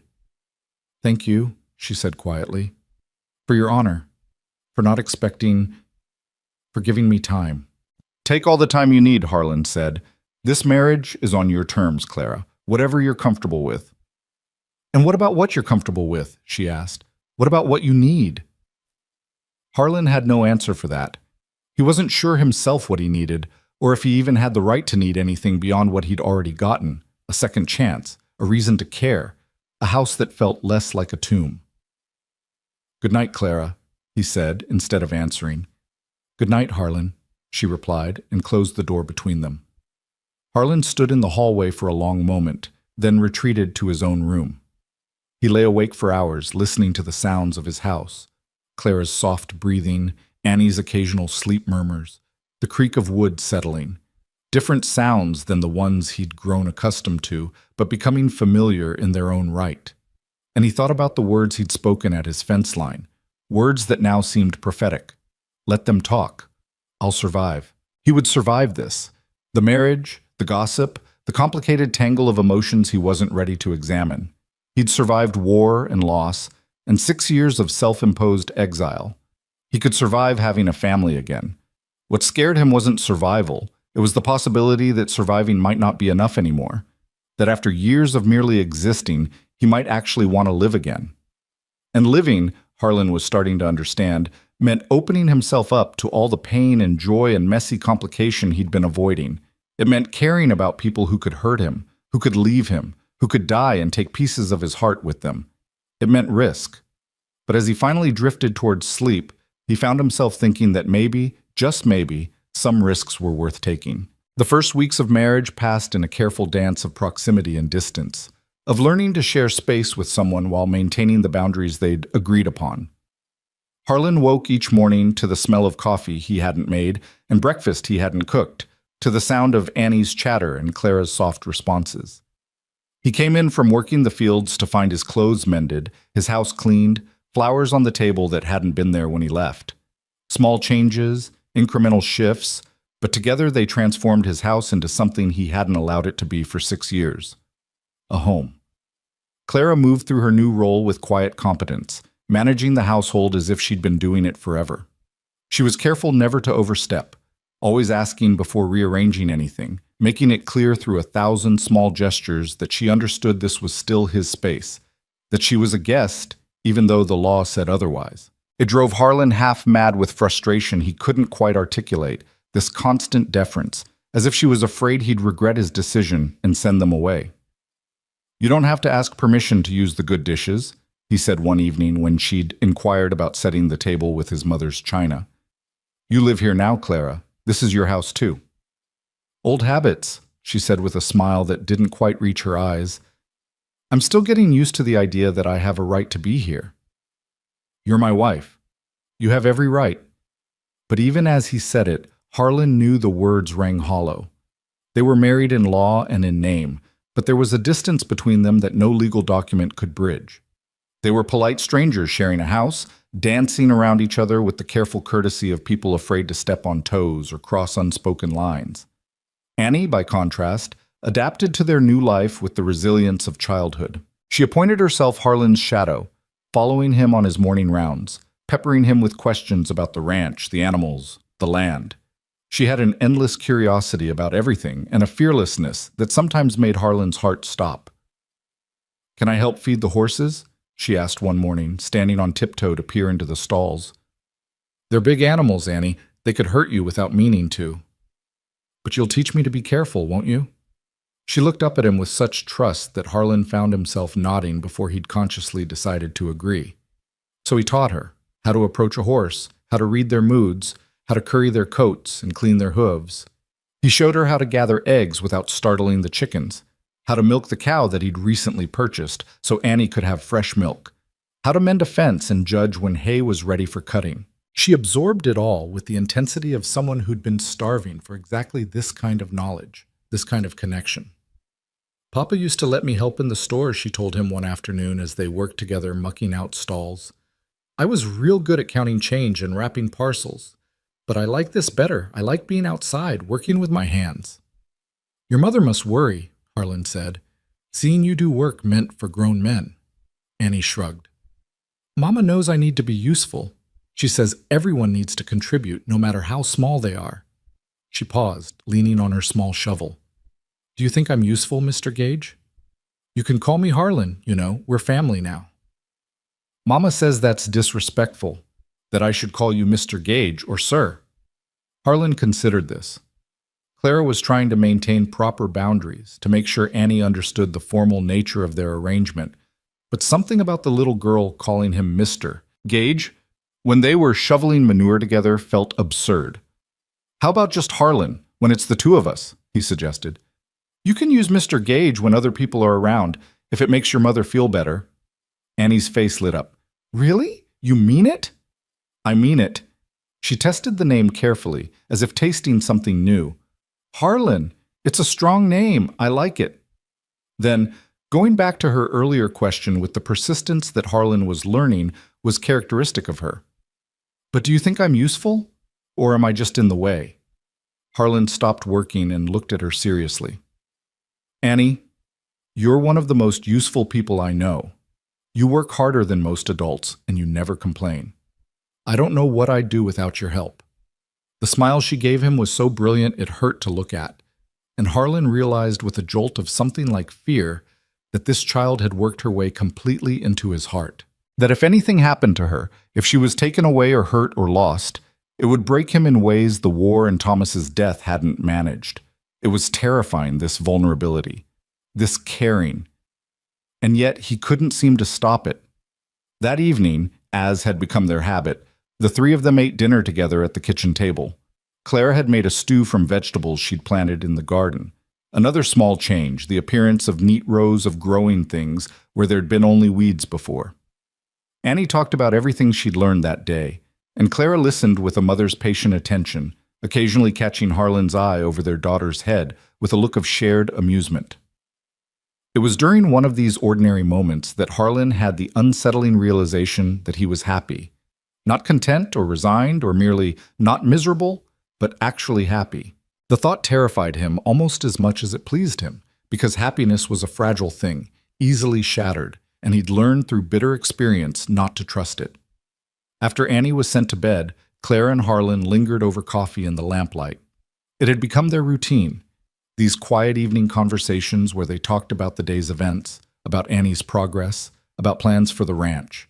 Safe topics, surface topics, nothing that required either of them to reveal too much. But tonight, Clara broke the pattern. "Harlan," she said, her voice hesitant, "can I ask you something personal?" He felt his walls go up immediately, instinctive defense against anything that might require vulnerability. But he forced himself to nod. "All right. Why did you really agree to this?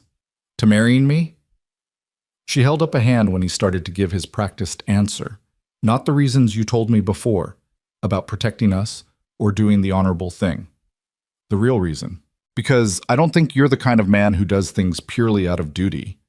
Harlan stared into his coffee cup, watching steam rise and dissipate. He could lie, could retreat behind the explanations he'd been giving himself. But Clara deserved honesty, even if it made him uncomfortable to give it. I was dying, he said finally. Not literally, but inside. Every day was the same. Wake up, work, go to bed. No purpose beyond survival, no connection to anything or anyone. I'd convinced myself that's what I wanted, that being alone kept me safe. And then Annie asked me that question at the fence, and something cracked open in me. Something I'd thought was dead. Clara waited, not pushing, just listening. The truth is, Harlan continued, you and Annie saved me as much as I saved you. Maybe more. Because what's the point of surviving if you're not really living? And I hadn't been living for 6 years. I'd just been existing. And now? Clara asked softly. Now I'm terrified, Harlan admitted. Because living means caring about things, and caring about things means they can hurt you. You can hurt me. Annie can hurt me. Not intentionally, but just by being mortal, by being people who can leave or die or decide they'd rather be somewhere else. Clara reached across the table and took his hand, the first time she'd initiated physical contact since their wedding day kiss. Her touch was warm and solid and real. I'm terrified too, she said, of disappointing you, of failing to be what you need, of waking up one day and realizing you regret this decision. But Harlan, terror isn't a reason not to try. Sometimes it's a reason to try harder. Their eyes met across the table, and something passed between them, an understanding, a recognition, a possibility. Harlan's thumb moved almost unconsciously against her hand, a small caress that felt monumental given how carefully they'd been avoiding this kind of intimacy. I don't regret it, he said, marrying you. In case you were wondering, I know it's only been a few weeks, but I don't regret it. Neither do I, Clara whispered. Even though it's not what either of us planned, even though it's complicated and strange and probably looks ridiculous to anyone on the outside, I don't regret it. They sat like that for a long moment, hands joined across the table, before Clara gently pulled away and stood to clear the dishes. But something had shifted between them. Some barrier had been breached, and Harlan could feel it in the air like the electricity before a storm. The change in their relationship became more apparent over the following days. Small touches became more frequent. Clara's hand on Harlan's shoulder as she passed behind his chair, Harlan steadying Clara when she stumbled on uneven ground, their fingers brushing as they both reached for the same dish. They caught each other's eyes more often, held the gaze a beat longer than necessary. The careful distance they'd maintained was slowly closing, like a gap being bridged inch by careful inch. It was nearly 3 weeks after the wedding when the first real test of their new family came in the form of a visitor. Harlan was mending fence in the south pasture when he saw a wagon approaching on the main road, and something about it made his instincts prickle with warning. As it drew closer, he recognized the driver, Silas Fletcher, a rancher from the next county over who'd served in the same regiment as Harlan during the war. They hadn't been friends exactly, but they'd shared the bond of survival, of having seen the same horrors and come out the other side. Fletcher was a hard man, made harder by the war, and Harlan had heard rumors about how he ran his ranch, with iron discipline and no tolerance for weakness. "Gage," Fletcher called as he pulled the wagon to a stop. "Heard you went and got yourself hitched. Thought I'd come see if the rumors were true." "They're true," Harlan said carefully, setting down his tools. Fletcher climbed down from the wagon, moving with the stiffness of old injuries. He'd taken a Minié ball to the hip during the siege of Vicksburg, and it had never healed quite right. "Heard you married some widow who showed up on your doorstep with a kid. That true too?" "Clara's a good woman. Annie's a fine girl." "I'm sure they are," Fletcher said, though his tone suggested otherwise. "But I'm surprised at you, Harlan. Always figured you for smarter than to let yourself get trapped by a woman with nothing but a sob story and pretty eyes." Harlan felt anger flare hot in his chest. "Watch what you say about my wife, Silas." Fletcher held up his hands in mock surrender. "No offense meant, just seems convenient is all. Woman and kid show up desperate, and suddenly you're married and supporting them. Makes a man wonder about motivations." "The only motivation that matters is that they needed help and I could provide it." "Could provide it," Fletcher repeated. "That's an interesting way to put it. Tell me, Gage, have you thought about what supporting a wife and child is going to cost you? Extra mouths to feed? Extra expenses? That ranch of yours does well enough for one man, But a family? That's different. We're managing fine. For now, maybe. But winter's coming. Times get hard. Money gets tight. Fletcher pulled a folded paper from his pocket. Which is why I wanted to talk to you. I'm buying up land in this area, consolidating properties. I'd like to make you an offer for your place. Harlan stared at him. This ranch isn't for sale. Everything's for sale at the right price, and I'm prepared to be generous, enough that you could relocate somewhere cheaper, set yourself up comfortable, might even have enough left over to send that little girl to a proper school back east. No, don't be hasty, Fletcher said. Think about what's best for your new family. Wouldn't your wife rather live in town, have neighbors, have an easier life than what a ranch can offer? Clara's happy here, Harlan said, though he suddenly wondered if that was true. Had he ever asked her? Or had he just assumed that because she hadn't complained, she was content? Fletcher studied him with the shrewd eyes of a man who'd learned to read people in order to survive. Look, I'll be straight with you. I want this land. It's good grazing, good water rights. I'm willing to pay fair price, but I will have it one way or another. Easier for everyone if we do this friendly-like. That sounds like a threat, Silas. It's a reality. I've bought out 5 ranchers in this county already. Some sold willingly, some needed more convincing, but they all sold in the end. Fletcher's voice hardened. Thing is, Harlan, men with families have more to lose than men who are alone. They have vulnerabilities, responsibilities. It makes them more reasonable. Harlan took a step forward, his fists clenching. If you're suggesting what I think you're suggesting... I'm not suggesting anything, Fletcher said quickly, though his eyes glinted with satisfaction at having gotten a rise out of Harlan. Just making an observation. Now, I'll leave this offer with you. Think it over, talk to your wife. I'll come back in a week for your answer. He tossed the folded paper at Harlan's feet and climbed back into his wagon. As he drove away, he called back, Give my regards to Mrs. Gage, and Harlan, think real careful about this. For their sake, if not your own. Harlan stood watching the wagon disappear, his heart pounding with anger and something darker, fear. Because Fletcher was right about one thing. Having a family did make him vulnerable, made him have something to lose beyond his own life. And men like Fletcher knew exactly how to exploit that vulnerability. He picked up the paper Fletcher had dropped and shoved it in his pocket without reading it. Then he gathered his tools and headed back to the house, his mind churning.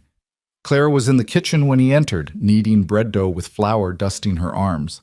She looked up at his expression and immediately set aside her work. What's wrong? She asked.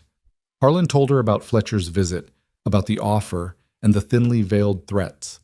As he spoke, he watched Clara's face go from concern to frightened to angry.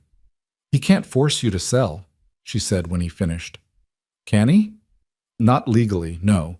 But there are other ways to make someone's life difficult, especially out here, where the nearest law is an hour away and neighbors look out for their own interests first. Clara sat down heavily in a chair, her hands trembling. This is my fault. If you hadn't married me, if you didn't have us to worry about, you could tell him to go to hell and not think twice about it.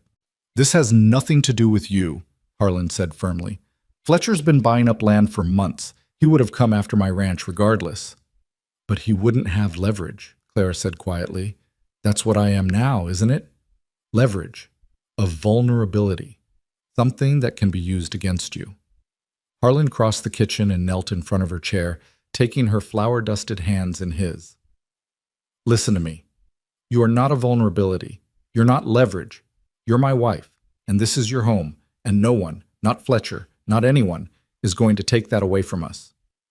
How can you promise that? Because I've faced worse than Silas Fletcher and survived, and because this time I have something worth fighting for. The words hung between them, heavy with meaning.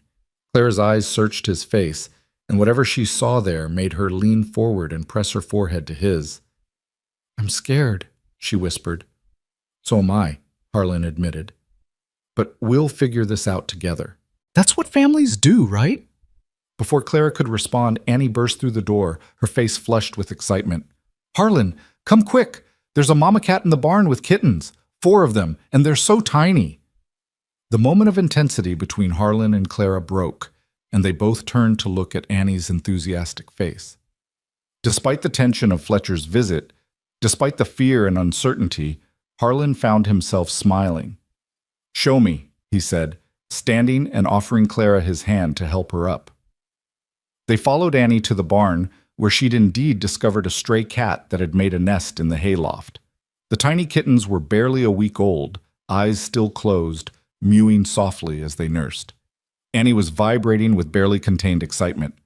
"Can we keep them?" she asked. "Please, the mama looks hungry and they need somewhere safe." Harlan looked at the ragged cat, clearly half-starved, who'd nevertheless managed to keep her babies alive. He thought about Clara and Annie showing up at his fence, desperate and afraid, trusting him to help when they had nowhere else to turn. "We can keep them," he said, "but you'll be responsible for feeding them and making sure they have what they need."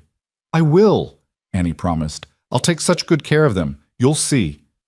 As they walked back to the house, Annie chattering about names for the kittens, Clara slipped her hand into Harlan's. It was a small gesture, casual enough that Annie wouldn't think twice about it, but it felt monumental to Harlan.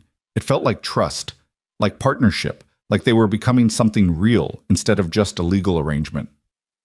That night, after Annie was in bed and they were having their usual coffee, Clara brought up Fletcher's offer again. "Have you thought about what he said?" she asked. "About it being harder to support a family than just yourself?" "I've thought about it," Harlan admitted.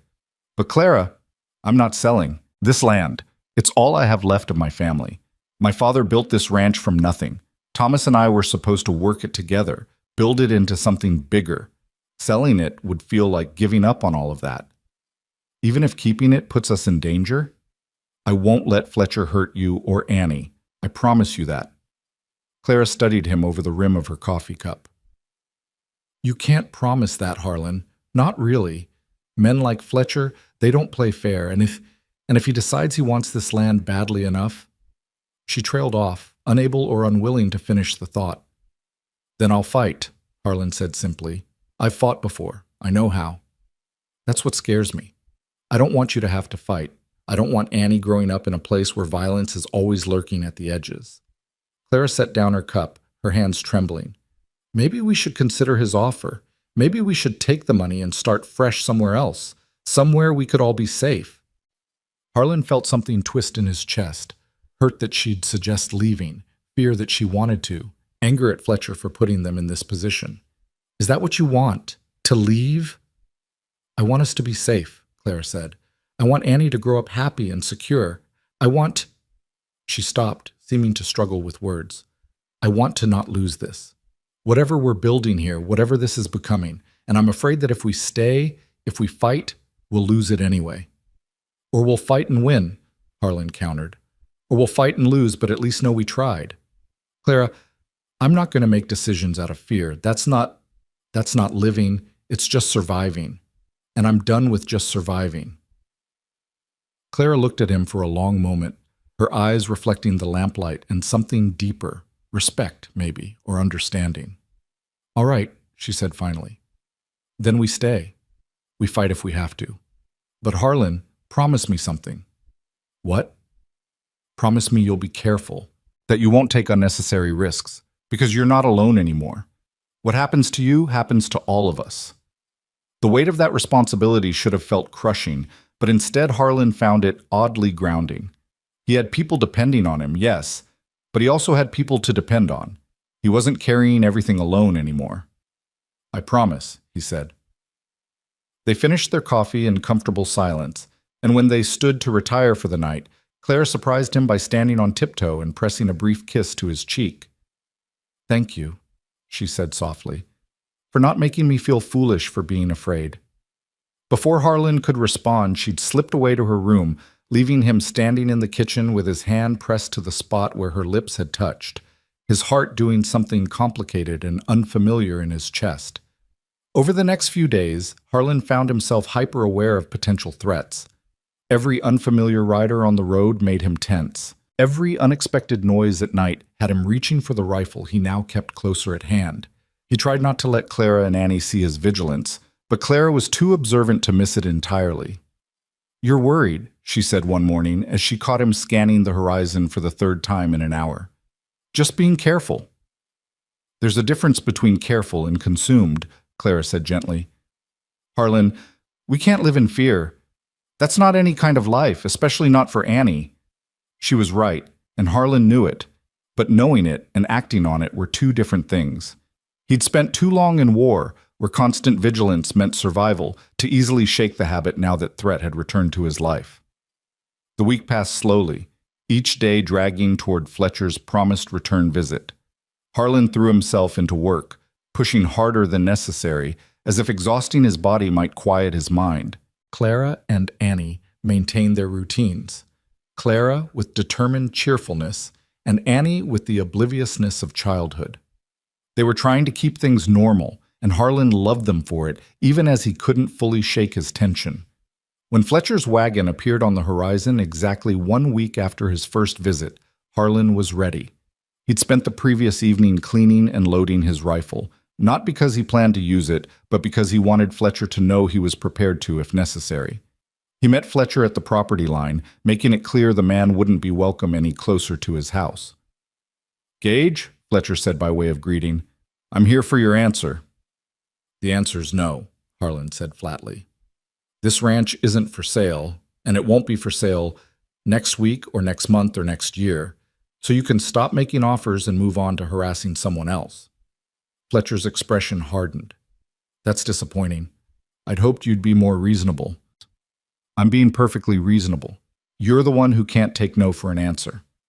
You're making a mistake, Gage, a mistake that's going to cost you." "Is that another threat, Silas?" "It's a fact." Fletcher leaned forward in his saddle, his voice dropping. "You think you're tough because you survived the war? So did I. So did a lot of men who are now working for me, men who understand that sometimes you have to fight for what you want. And I want this land." Harlan's hand moved casually to rest on the rifle at his side.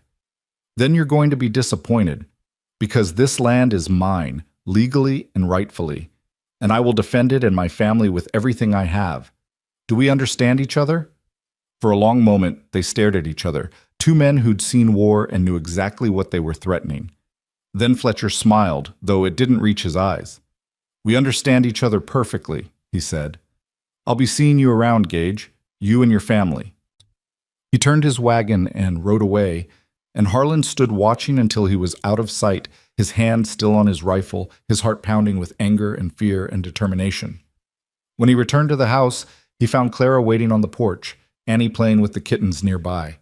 Clara took one look at his face and understood immediately what had happened. "He didn't accept your refusal," she said. "No." "So what do we do now?"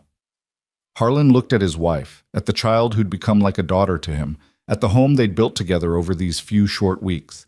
He thought about Fletcher's threats and his own promises, about what was worth fighting for, and what it meant to truly live instead of just survive. "Now," he said, "we live our lives. We don't hide, we don't run, we don't let fear control us. We work the ranch, we raise Annie, we build something good here. And if Fletcher or anyone else tries to take that away from us, we fight back. Together." Clara nodded slowly, then reached out and took his hand. "Together," she agreed. And standing there on his porch with his wife's hand in his and the sound of Annie's laughter in the air, Harlan felt something settle in his chest. Not peace exactly, there was too much uncertainty for that, but purpose, resolve, the bone-deep knowledge that whatever came next, he wouldn't face it alone. He'd spent 6 years running from connection, from vulnerability, from the risk of caring, but now, faced with the possibility of losing everything he'd gained, Harlan understood that the risk was worth it. That loving people and being loved in return was worth fighting for, worth defending, worth whatever price Fletcher or fate or life itself might demand. He was done running, done hiding, done surviving. It was time to live, whatever that might cost him. The days following Fletcher's second visit carried a weight that pressed against everything they did, like humidity before a storm that refuses to break. Harlan worked the ranch with one eye always scanning the horizon, his rifle never far from reach.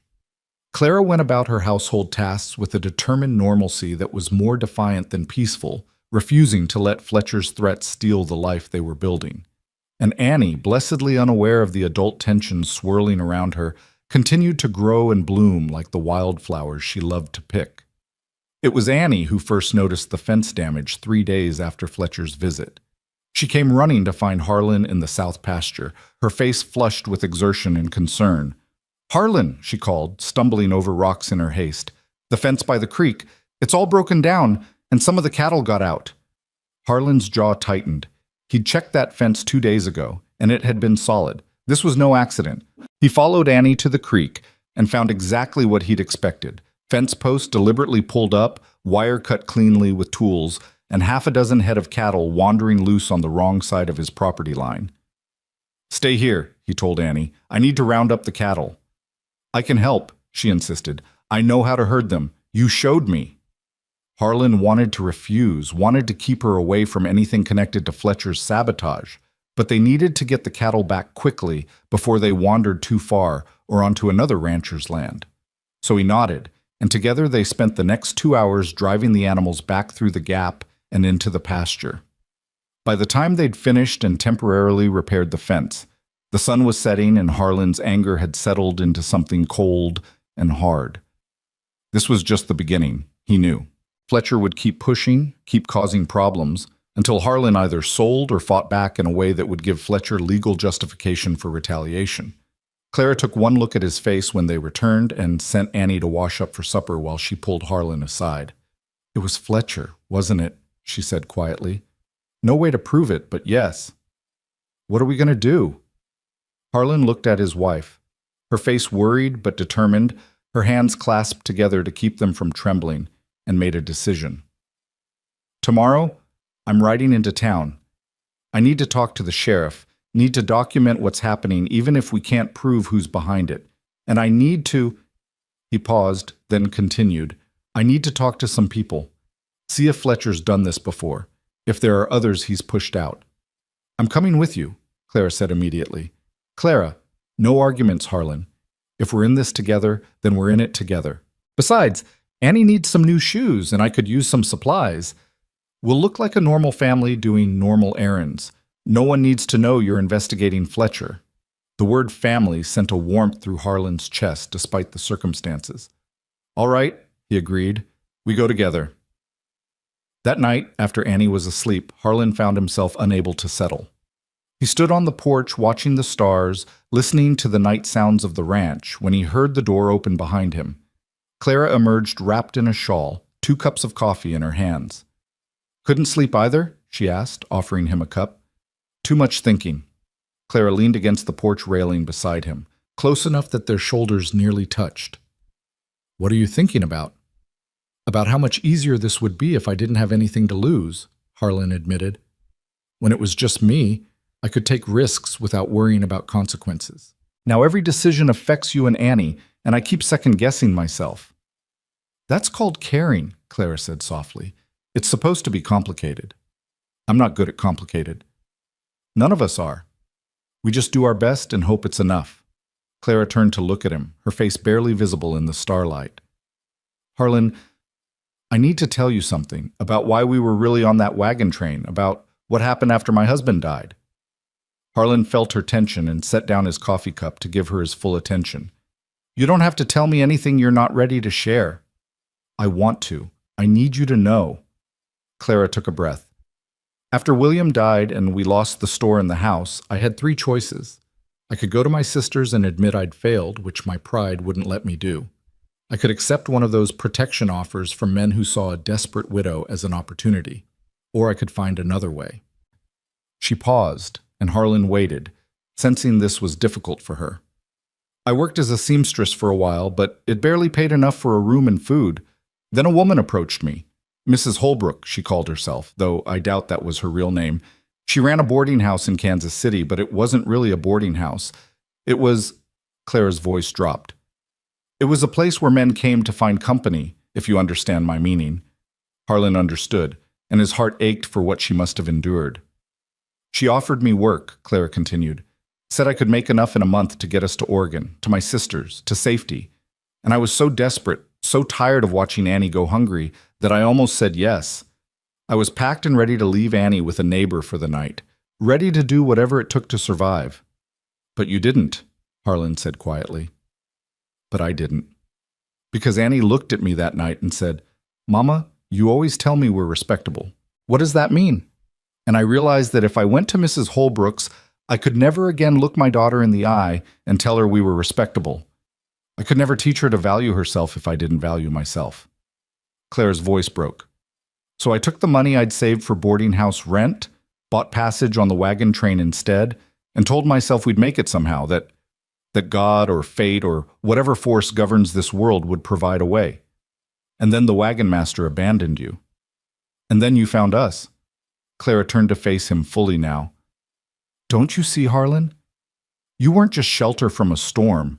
You were the answer to a prayer I was too proud to admit I was praying. You gave me back my dignity, my hope, my ability to believe that good things could still happen. Harlan felt something swell in his chest, too big and complex to name. Clara. So when you worry about whether you're making the right decisions, whether you're doing enough, Clara interrupted, I need you to know that you've already done more than enough. You've given us everything that matters, and whatever happens with Fletcher or anything else, we'll face it together, not because we have to, but because we choose to. Before Harlan could talk himself out of it, before fear or doubt or old habits could stop him, he reached out and pulled Clara into his arms. She came willingly, her head tucking perfectly under his chin, her arms wrapping around his waist. They stood like that for a long moment, just holding each other under the vast Kansas sky, and Harlan felt something settle in him that had been restless for 6 years. I'm glad you asked me to sweep my barn, he said against her hair, and felt rather than saw her smile. Best decision I ever made, she whispered back. When they finally separated, there was a new understanding between them. The marriage that had started as practicality was becoming something more, something real and chosen and worth protecting. They went to bed separately, as had been their habit, but something had shifted. The distance between them was closing, one honest conversation at a time. The next morning dawned clear and bright, perfect for the ride into town. Annie was excited about the trip, chattering about what she hoped to see and whether the general store might have peppermint sticks. Clara had dressed in her best, determined to face the town gossips with her head high. And Harlan wore his father's pocket watch, a talisman of sorts, a reminder of the family who'd built this ranch and the family he was building now. Millbrook was busier than usual when they arrived, some kind of church social, bringing people in from surrounding farms. Harlan helped Clara and Annie down from the wagon, noticing how several townspeople turned to stare, their conversations pausing mid-sentence.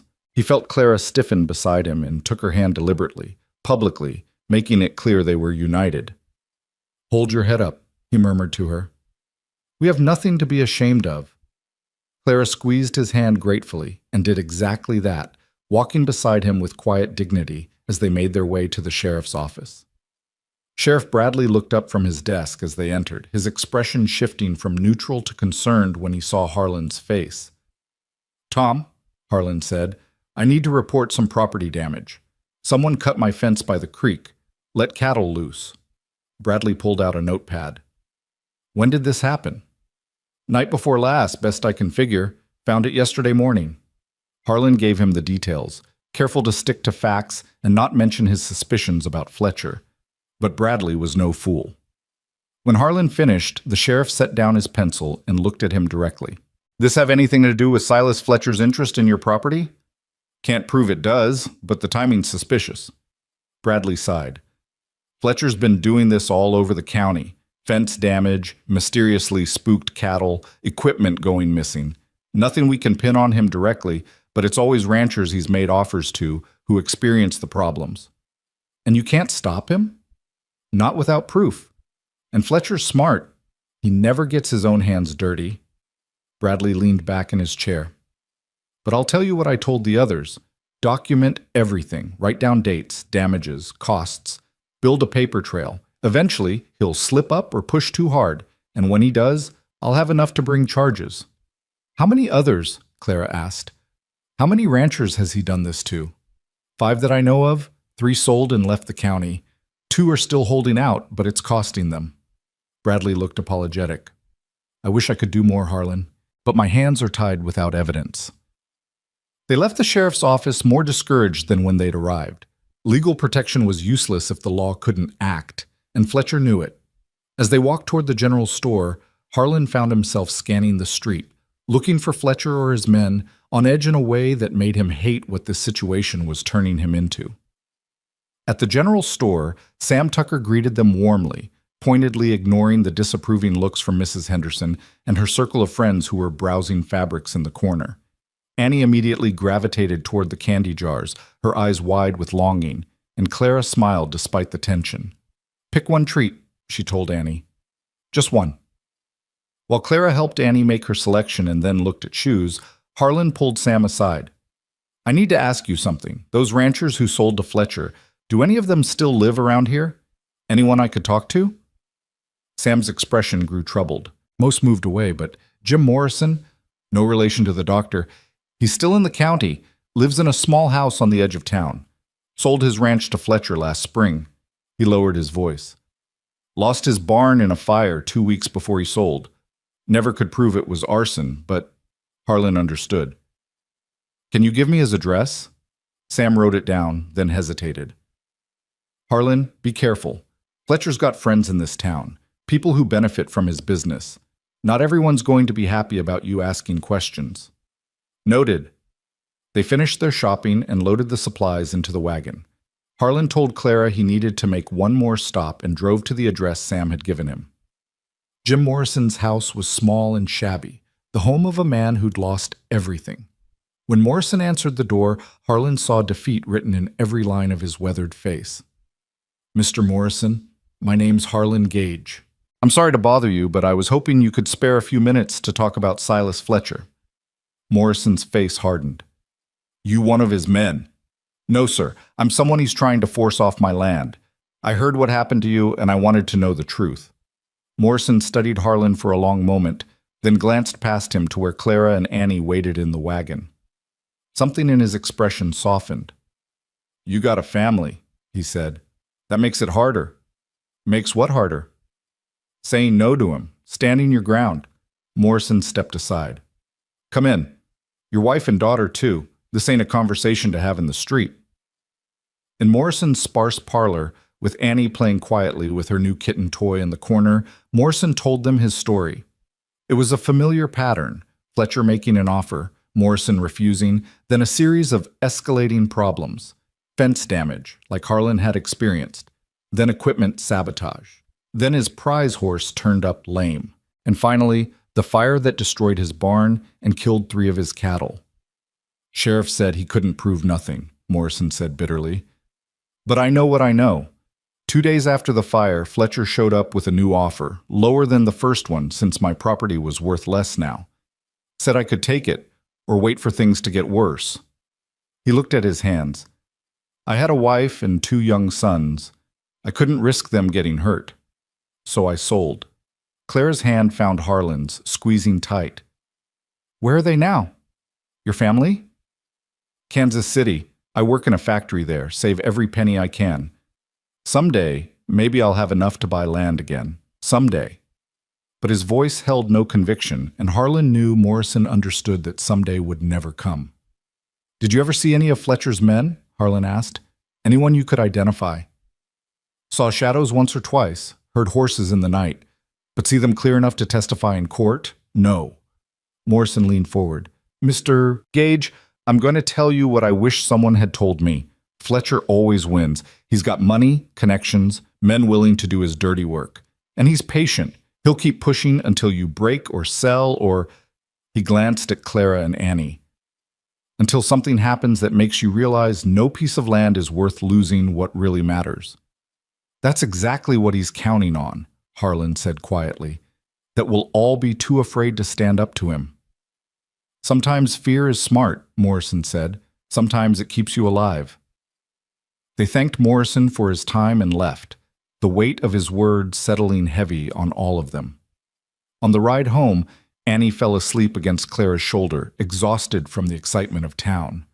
Clara and Harlan rode in silence, each lost in thought. Finally, Clara spoke. "He's right, you know, Morrison.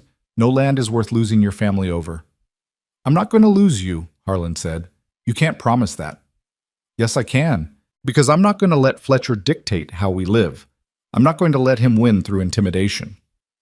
Harlan looked at Clara, at the fear in her eyes that she was trying so hard to hide. "But I need to know you're with me, that you believe this fight is worth having." Clara was quiet for so long that Harlan thought she might not answer. Then she said, "When I left Kansas City, when I chose to keep my dignity rather than take the easy path, I promised myself I'd never again let desperation make my decisions. If we run from Fletcher, if we let him drive us away, that's desperation talking. But if we stay, if we fight for what's ours," she took a breath. "That's choosing. That's living deliberately. So yes, I'm with you. We stand our ground." Harlan felt something fierce and proud swell in his chest. This woman, who'd been through so much, who had every reason to choose safety over principle, was choosing to fight beside him. It humbled him and strengthened him at the same time. When they arrived home, Harlan carried a sleepy Annie into the house while Clara unpacked the supplies. After Annie was tucked into bed, they stood together in the kitchen, the lamp casting warm shadows across the familiar space. "What's our next move?" Clara asked. "We prepare," Harlan said. "Make sure the ranch is secure, document everything that happens, and let Fletcher know we're not going anywhere." He paused. "And we live our lives. We don't let him steal our joy or our peace, because the moment we do that, he's already won." Over the next week, Harlan worked harder than ever to secure the ranch. He repaired fences, marked property boundaries clearly, and set up a system where he could check the perimeter every morning and evening. He also did something he hadn't done since the war. He asked for help. His nearest neighbor, a Norwegian farmer named Eric Hansen, had always been friendly in a distant way. When Harlan rode over to explain the situation with Fletcher, Hansen listened thoughtfully and then said, "I wondered when Fletcher would work his way to your property. He tried to buy mine last year." "What did you do?" "I told him to go to hell in 3 languages, Hansen said with a slight smile.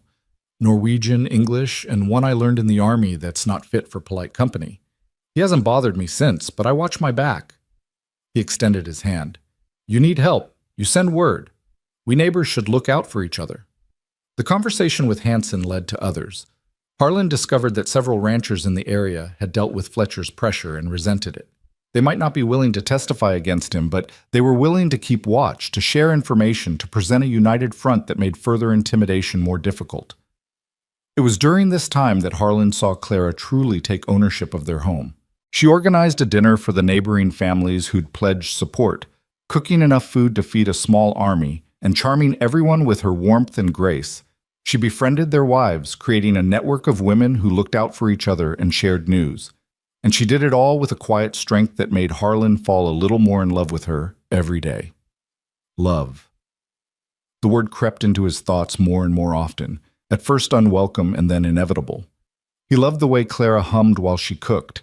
He loved how she'd started leaving little notes for him around the house, reminders of tasks, or sometimes just simple messages like, "Thinking of you." He loved the sound of her laugh, the way she looked at him when she thought he wasn't paying attention, the competent way she handled everything from a household emergency to a difficult conversation. And Annie had completely captured his heart.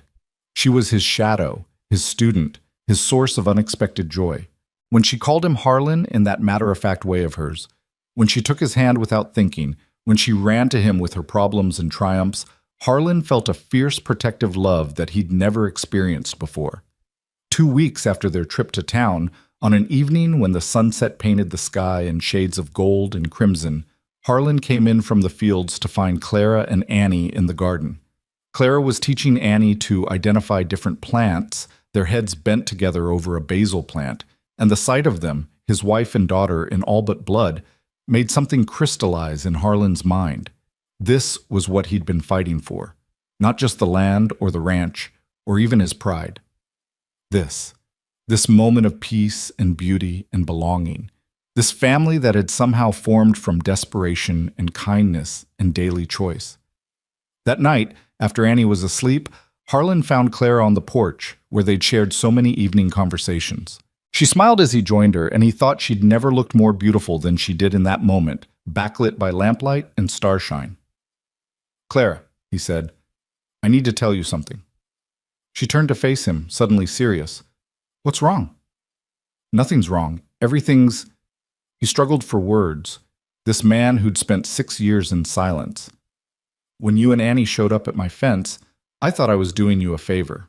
I thought I was helping you, but the truth is, You saved me. You brought me back to life. You made me remember what it means to care about something beyond the next day's work." Clara's eyes were shining in the darkness. "Harlan, let me finish," he said gently. "I know this marriage started as a practical arrangement, protection and security in exchange for a home. But Clara, it's become so much more than that, at least for me. And I need you to know that I love you. I love you and Annie both, and not because I have to or because it's my duty, but because I choose to. Because you've become the center of my world, and I can't imagine it any other way." A tear slipped down Clara's cheek, catching the light. "Do you mean that? Truly?" "I've never meant anything more in my life." Clara stepped closer, her hands coming up to frame his face. "Then you should know that I love you too. I have for weeks now, maybe from the moment you stood up to Mrs. Henderson in that store. You're everything I didn't know I needed, strong and kind and stubborn and good. And I stopped thinking of this as a convenient arrangement a long time ago." Harlan kissed her then, really kissed her, not the brief press of lips from their wedding day, but a deep, claiming kiss that spoke of promises and passion and permanence. Clara kissed him back with equal fervor, her fingers threading through his hair, her body melting against his. When they finally broke apart, both breathing hard, Harlan rested his forehead against hers. "I want to be a real husband to you, Clara, in every way, if you're willing." "I'm willing," she whispered. "I've been willing for a while now. I was just waiting for you to be ready." That night, the distance between their bedrooms finally closed. Harlan carried Clara to his room, their room now, and showed her with touch and whispered words exactly how much she meant to him. And Clara gave herself to him with trust and love and a joy that made Harlan understand finally what it meant to be truly alive. In the weeks that followed, their life took on a new dimension. The quiet contentment they'd built expanded into something richer and deeper. A partnership that encompassed every aspect of their lives. They worked together during the day and fell asleep in each other's arms at night.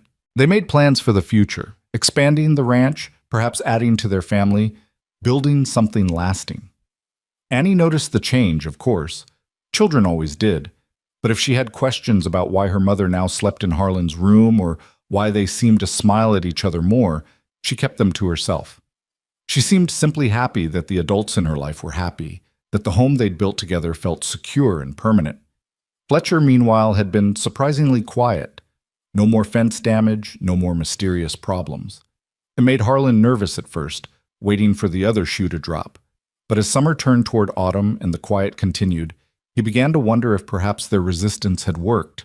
If perhaps Fletcher had moved on to easier targets. He should have known better.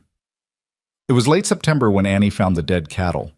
She'd gone out early to check on the mama cat and her now-grown kittens in the barn and had wandered to the north pasture. Harlan heard her screaming and ran, his heart in his throat, expecting to find her hurt. Instead, he found her standing frozen at the pasture gate, her face white with shock. Beyond her, 4 head of cattle lay dead, clearly poisoned, and on the fence post was a note, simple and direct. "Final offer, $2,000 for the property, or next time it's worse. You have 1 week." Harlan read the note with cold fury spreading through his veins. This was beyond property damage or intimidation.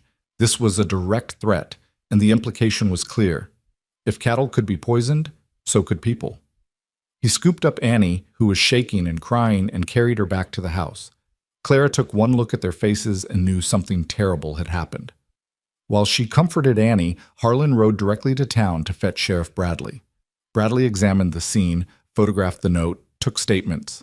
His face was grim as he finished his documentation. "This crosses a line," he said.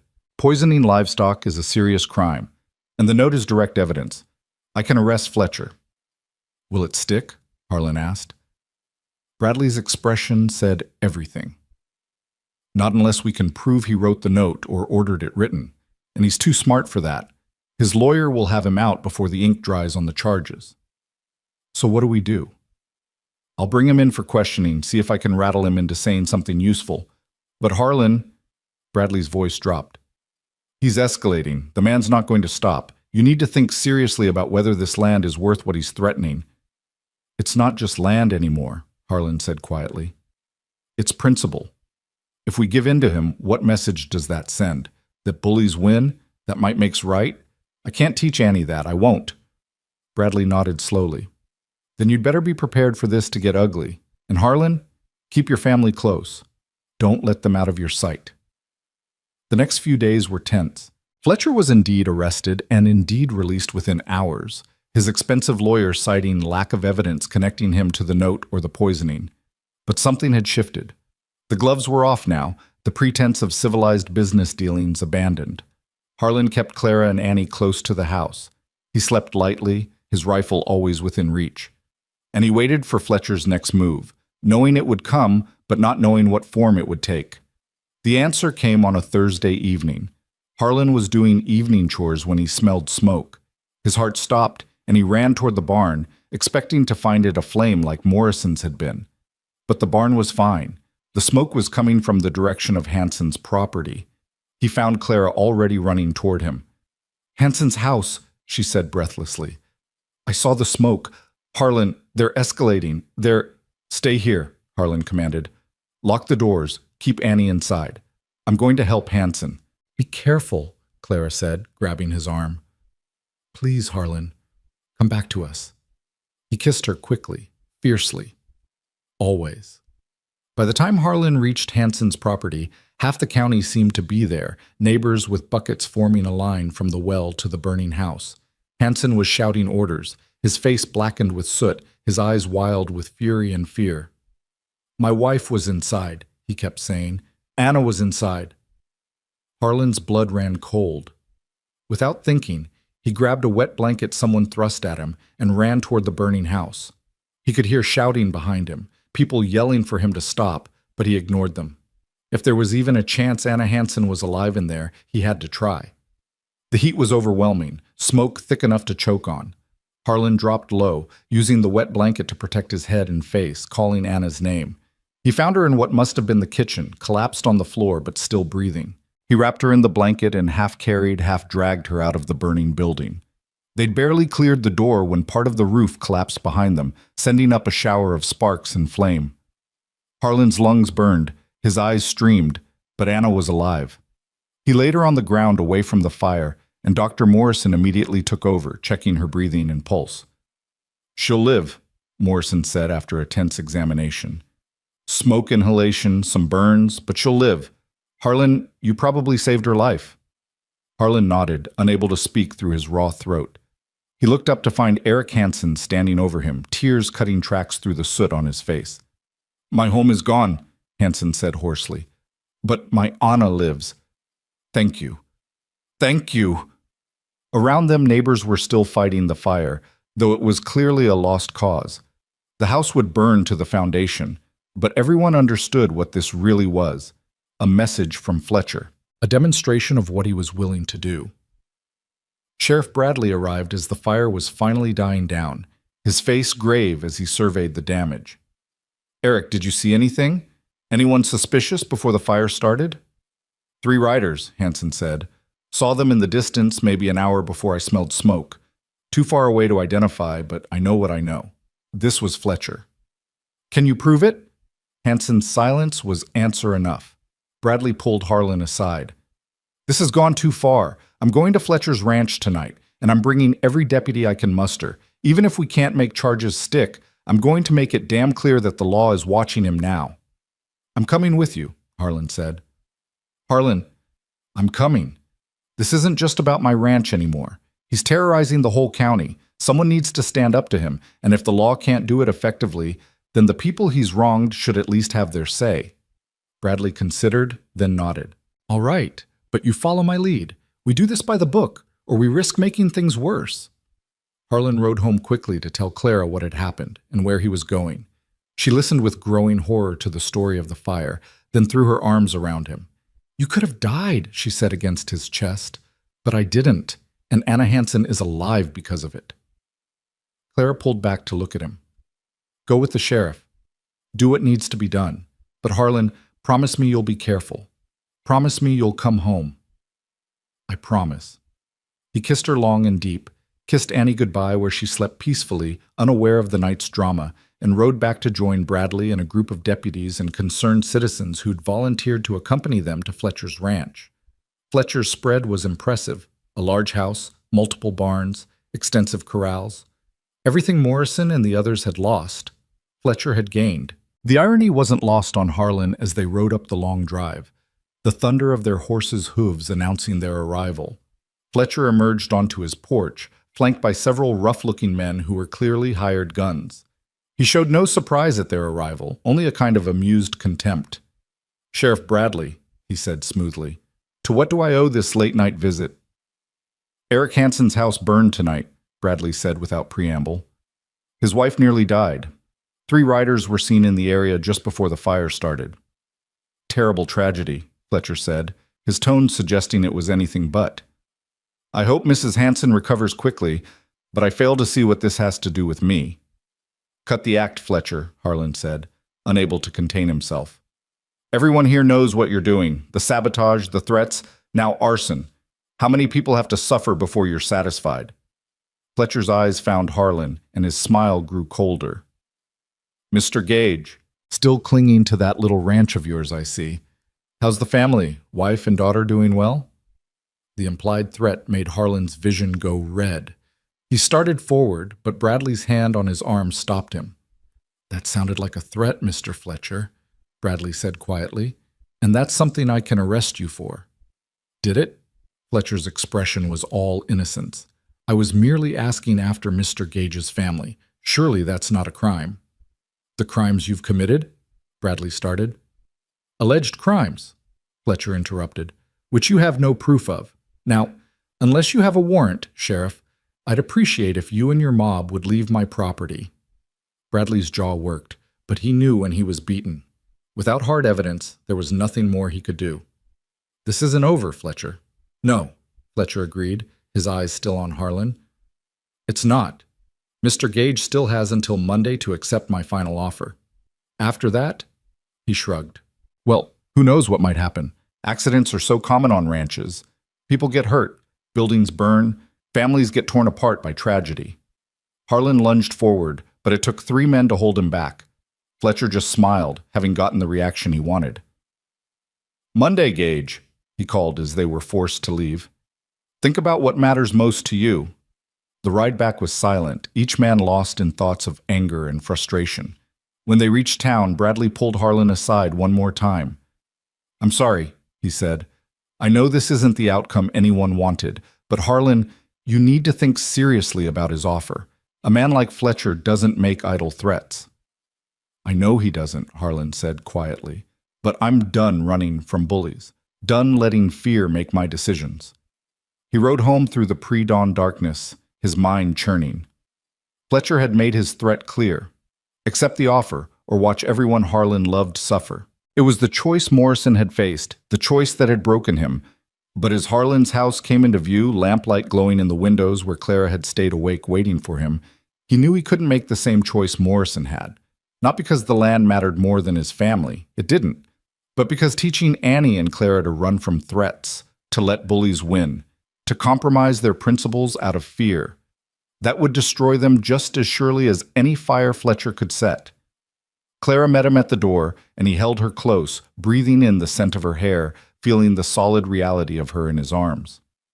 "What happened?" she asked. He told her everything: the confrontation, Fletcher's threats, the deadline. When he finished, Clara was quiet for a long moment. "Monday," she said finally. 3 days. 3 days. What are we going to do?" Harlan pulled back to look at her. "What do you think we should do?" Clara took a deep breath. "I think we should call his bluff. I think we should refuse to sell, document everything he does in response, and trust that eventually justice will catch up with him. It's a risk, Harlan, a huge risk. But if we give in now, we'll spend the rest of our lives running from one bully or another, and I'm tired of running." Harlan felt his love for this woman swell until it felt like his chest couldn't contain it. "You're sure? Because this is your home too now. Your safety and Annie's. I won't make this decision without you." "I'm sure," Clara said firmly. "We stand our ground, together." The next 3 days were some of the longest of Harlan's life. They prepared as best they could, moved valuable items to Hansen's temporary shelter, made sure all animals were accounted for, kept weapons close at hand. The neighboring ranchers, inspired by Harlan's defiance and angered by the attack on Hansen, formed a kind of informal patrol, taking turns watching each other's properties. Annie sensed the tension but didn't fully understand it. She went about her routines with the resilience of childhood, playing with her kittens, helping with chores, asking questions about everything. It broke Harlan's heart to see her innocence, knowing Fletcher's threats put her in danger. Sunday evening came, their last night before Fletcher's deadline. After Annie was asleep, Harlan and Clara sat together on the porch, holding hands and watching the stars. "Whatever happens tomorrow," Harlan said, "I want you to know that these past months with you and Annie have been the best of my life. You made me whole again, made me remember what it means to be human." "Don't talk like you're saying goodbye," Clara said fiercely. "We're going to get through this. We're going to wake up Tuesday morning in our home with our daughter and our life intact. I believe that, Harlan. I have to believe it." "I believe it too," Harlan said, and found that he meant it. Not because he had any guarantee of safety, but because the alternative, letting fear win, letting Fletcher destroy what they'd built, was unthinkable. Monday dawned bright and clear, a mockery of the tension hanging over them. Harlan did his morning chores with meticulous care, checking fences, accounting for animals, looking for any sign of Fletcher's promised retaliation. But the morning passed quietly, then the afternoon, then evening began to fall with no sign of trouble. "Maybe he was bluffing," Clara said as they sat down to dinner. "Maybe," Harlan agreed, though he didn't believe it. They were finishing their meal when they heard horses approaching, not the thunder of a raiding party, but the measured clip-clop of a small group.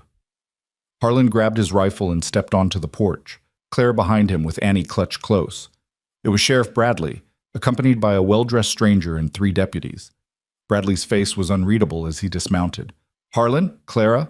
Can we come in?" Harlan's heart sank. This felt like bad news. But he nodded and led them into the parlor where Clara perched on the edge of the sofa with Annie beside her, both looking anxious. "Mr. Gage," the stranger said, "my name is William Peterson. I'm a federal marshal and I've been investigating Silas Fletcher for the past 6 months.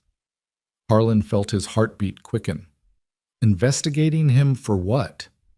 Mail fraud, intimidation, conspiracy to commit arson, and suspected murder, Peterson said calmly. Fletcher's been operating across multiple counties, using the same tactics everywhere. But victims have been too frightened to testify, and we couldn't build a case. Until now. I don't understand, Clara said. What changed? Peterson pulled out a folder. What changed is that one of Fletcher's men got scared. Carl Dunmore. He was there the night the Hansen house burned. Fletcher ordered it, and Dunmore lit the fire. But when he saw Mrs. Hansen almost die, it was too much for him. He came to us, gave a full confession, agreed to testify against Fletcher in exchange for a reduced sentence. Harlan felt like the ground had shifted beneath him. So, Fletcher is under arrest, Bradley said, unable to hide his satisfaction. We picked him up an hour ago. He's being held without bail pending trial. And with Dunmore's testimony, plus the evidence we've gathered from other victims, the prosecutor is confident we can convict him on multiple charges. Clara let out a sound that was half laugh, half sob. Annie looked confused, but hopeful. And Harlan felt 6 weeks of tension drain out of him all at once, leaving him almost dizzy with relief. It's over? He asked, needing to hear it confirmed. It's over, Peterson said. Fletcher's done terrorizing people. And Mr. Gage, I want you to know that your refusal to back down, your willingness to stand up to him even when it was dangerous, that inspired other victims to come forward. Jim Morrison is willing to testify now. So are 2 others. You helped break this case by refusing to be broken yourself. After the lawmen left, Clara threw herself into Harlan's arms, laughing and crying at the same time. Annie, picking up on the adults' relief, started dancing around the room, and Harlan found himself laughing for the first time in weeks. It's really over, Clara said against his chest. We won. We actually won. We stood our ground, Harlan corrected. We refused to let fear win. That's what matters. That night, after Annie was asleep and they lay in their bed together, Clara turned to Harlan in the darkness. Do you remember that first night? She asked. When Annie asked if she could sweep your barn in exchange for letting us sleep there? I remember. I was so scared, so desperate. I truly believed we might die on that road if you turned us away. She moved closer, her hand finding his. I could never have imagined then that 3 months later we'd be here. Married, in love, safe. It seemed impossible. Most good things seem impossible until they happen, Harlan said. Do you ever wonder what would have happened if you'd said no? If you'd turned us away? I try not to think about it, Harlan admitted, because the idea of a world where I never met you, where Annie never entered my life, where I'm still alone in this house going through the motions of living without actually being alive, that's more terrifying than anything Fletcher threatened. Clara kissed him then, soft and sweet. Sometimes I think we weren't just looking for shelter that day. We were looking for a place to belong. And you weren't just offering shelter. You were looking for a reason to belong to the world again. Guess we found what we were looking for, Harlan said. Guess we built it ourselves, Clara corrected. The weeks following Fletcher's arrest brought a sense of peace to the county that hadn't existed in years. Ranchers who'd been driven out started coming back, reclaiming properties Fletcher had bought through intimidation. Jim Morrison and his family returned, and Harlan helped him rebuild. The neighbors who'd banded together during the crisis became genuine friends, their families gathering regularly for shared meals and support. As autumn deepened into winter, Harlan's ranch thrived in ways it never had when he'd worked it alone. Clara's garden produced enough vegetables to preserve for winter and share with neighbors. Annie started attending the small local school, making friends and thriving under the security of a stable home. And Harlan discovered that the ranch work that had once been a way to avoid thinking was now a joy, because it was building something for people he loved. On a crisp November evening, with the first snow of winter dusting the ground, Harlan stood on his porch watching Clara and Annie build a snowman in the yard. Their laughter rang out clear and bright, and Harlan felt a peace he'd never thought he'd experience again. Mr. Gage? He turned to find Annie at the bottom of the porch steps, her nose red from the cold, her eyes bright with happiness. What is it, sweetheart? Mama and I were talking, and we wanted to ask you something. She climbed the steps to stand beside him. You know how Mama's name changed when you got married? She's Mrs. Gage now instead of Mrs. Wells? I know. Well, I'm still Annie Wells, and I was wondering... She looked up at him with that same brave expression she'd worn that first day at his fence. Would it be all right if I was Annie Gage instead? If I called you Papa instead of Harlan? Mama said I should ask, that it was a big thing and you might need time to think about it. Harlan felt his throat close up, emotion threatening to overwhelm him. He knelt down so he was at Annie's eye level, taking her small, cold hands in his larger, warm ones.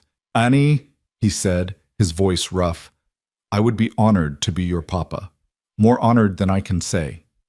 You've been my daughter in every way that matters since the day you asked me about sweeping the barn. The name is just making it official. Annie's face split into a smile so bright it rivaled the sun. She threw her arms around his neck, and Harlan held her close, this child who'd somehow become his, marveling at how a desperate question asked on a summer afternoon had led to this moment of perfect belonging. Clara joined them on the porch, her eyes shining with tears of joy. So? She asked. So I have a daughter, Harlan said, his voice breaking on the last word. I have a daughter, and a wife, and a family, and a home that's actually a home. He looked at Clara. How did I get so lucky? You weren't lucky, Clara said, coming to wrap her arms around both of them. You were kind. You said yes when you could have said no. You opened your door to two strangers when it would have been easier to turn away. That wasn't luck, Harlan. That was choice. As they stood there together, the three of them watching snow fall over the Kansas plains, Harlan thought about that first day. About a little girl's brave question and his surprising answer. About how the smallest moments of kindness could ripple outward into an entire life. How saying yes to helping someone could mean saying yes to hope and healing and love. The barn that had once been just an offer of temporary shelter had become a symbol of something much larger, of human connection, of choosing courage over fear, of building family not through blood, but through commitment and care. And the man who'd spent 6 years convinced he was better off alone had discovered that he'd only been half alive, waiting for two lost souls to show him what living really meant. That winter, Claire discovered she was pregnant. The news brought joy that seemed to expand the walls of their home, making space for this new life they'd created together. Annie was ecstatic at the prospect of becoming a big sister, already planning all the things she'd teach the baby. "Will it be a boy or a girl?" she asked Harlan one evening. "No way to know until the baby arrives." "I hope it's a girl," Annie said thoughtfully. "But if it's a boy, that's okay too. Either way, I'll teach them about the ranch, and the animals, and how to be brave when things are scary." Harlan smiled. "You're going to be a wonderful big sister." "I learned from watching you and Mama," Annie said matter-of-factly. "You show me every day what it means to be family." The baby arrived in early June, a healthy boy they named Thomas William. Thomas for Harlan's brother, William for Clara's late husband. It was Clara's idea, her way of honoring the people who'd shaped them while building something new. "They'd both be happy for us," she said as she held their son for the first time. "They'd want us to remember them, but they'd want us to live too." As summer returned to the Kansas plains, bringing with it the anniversary of that fateful day when Annie had asked her question at the fence, Harlan found himself reflecting on everything that had changed. His house was full of noise and laughter and life. His days were busy with family and work and purpose. His heart, which he'd thought permanently closed, had opened so wide it sometimes scared him with its capacity for love. One evening, he stood at the fence line where it had all begun, the same spot where he'd been working that hot summer day when two desperate strangers had appeared in his life. Clara joined him, Thomas sleeping peacefully in her arms, Annie holding her hand. "What are you thinking about?" Clara asked. "About how different everything is," Harlan said. "About how close I came to saying no that day. About how my entire life hinged on a moment of choosing kindness over convenience." "My entire life hinged on Annie's courage," Clara said. "On her ability to ask for help when I was too proud or too afraid." Annie, now 8 years old and wise beyond her years, looked up at them both. "I think both things were important, me asking and you answering, because it takes two people to build a bridge, one to reach out and one to reach back." Harlan scooped Annie up with his free arm, pulling his whole family close. "When did you get so smart?" "I've always been smart," Annie said with the confidence of a child who knew she was loved. "You just finally noticed." They stood there together as the sun set over the plains, painting the sky in colors that seemed too beautiful to be real. Harlan thought about Morrison's words from months ago, that sometimes fear was smart, that it kept you alive. And while that might be true, Harlan had learned something more important, that courage, real courage, wasn't the absence of fear, but the decision to live fully despite it. He'd been afraid that day when Annie asked her question, afraid of disrupting his carefully constructed solitude, afraid of letting people close enough to hurt him, afraid of caring again after so much loss. But he'd said yes anyway, and that single yes had changed everything. "Thank you," he said to no one in particular, to everyone at once, "for asking, for answering, for staying, for building this with me." "We're not done building yet," Clara said with a smile. "We have a whole life ahead of us still." No, Harlan agreed, looking at his wife, his daughter, his son, his home, his life. "We're just getting started." And as fireflies began their nightly dance over the fields and the first stars appeared in the darkening sky, Harlan Gage, who'd once believed himself permanently broken, understood with perfect clarity that sometimes the greatest strength lies in being willing to be vulnerable. That sometimes the bravest thing you can do is say yes when every instinct tells you to say no. And that sometimes salvation comes not in the form you expect, but in the form you need, if only you're willing to open your door and let it in. The barn stood solid in the gathering darkness, no longer a symbol of temporary shelter, but a reminder of the day everything changed. The day a desperate child asked a question and a lonely man gave the only answer that mattered. The day two broken families found each other and became whole. The day kindness created a home, and home became the place where love finally learned it was safe to stay.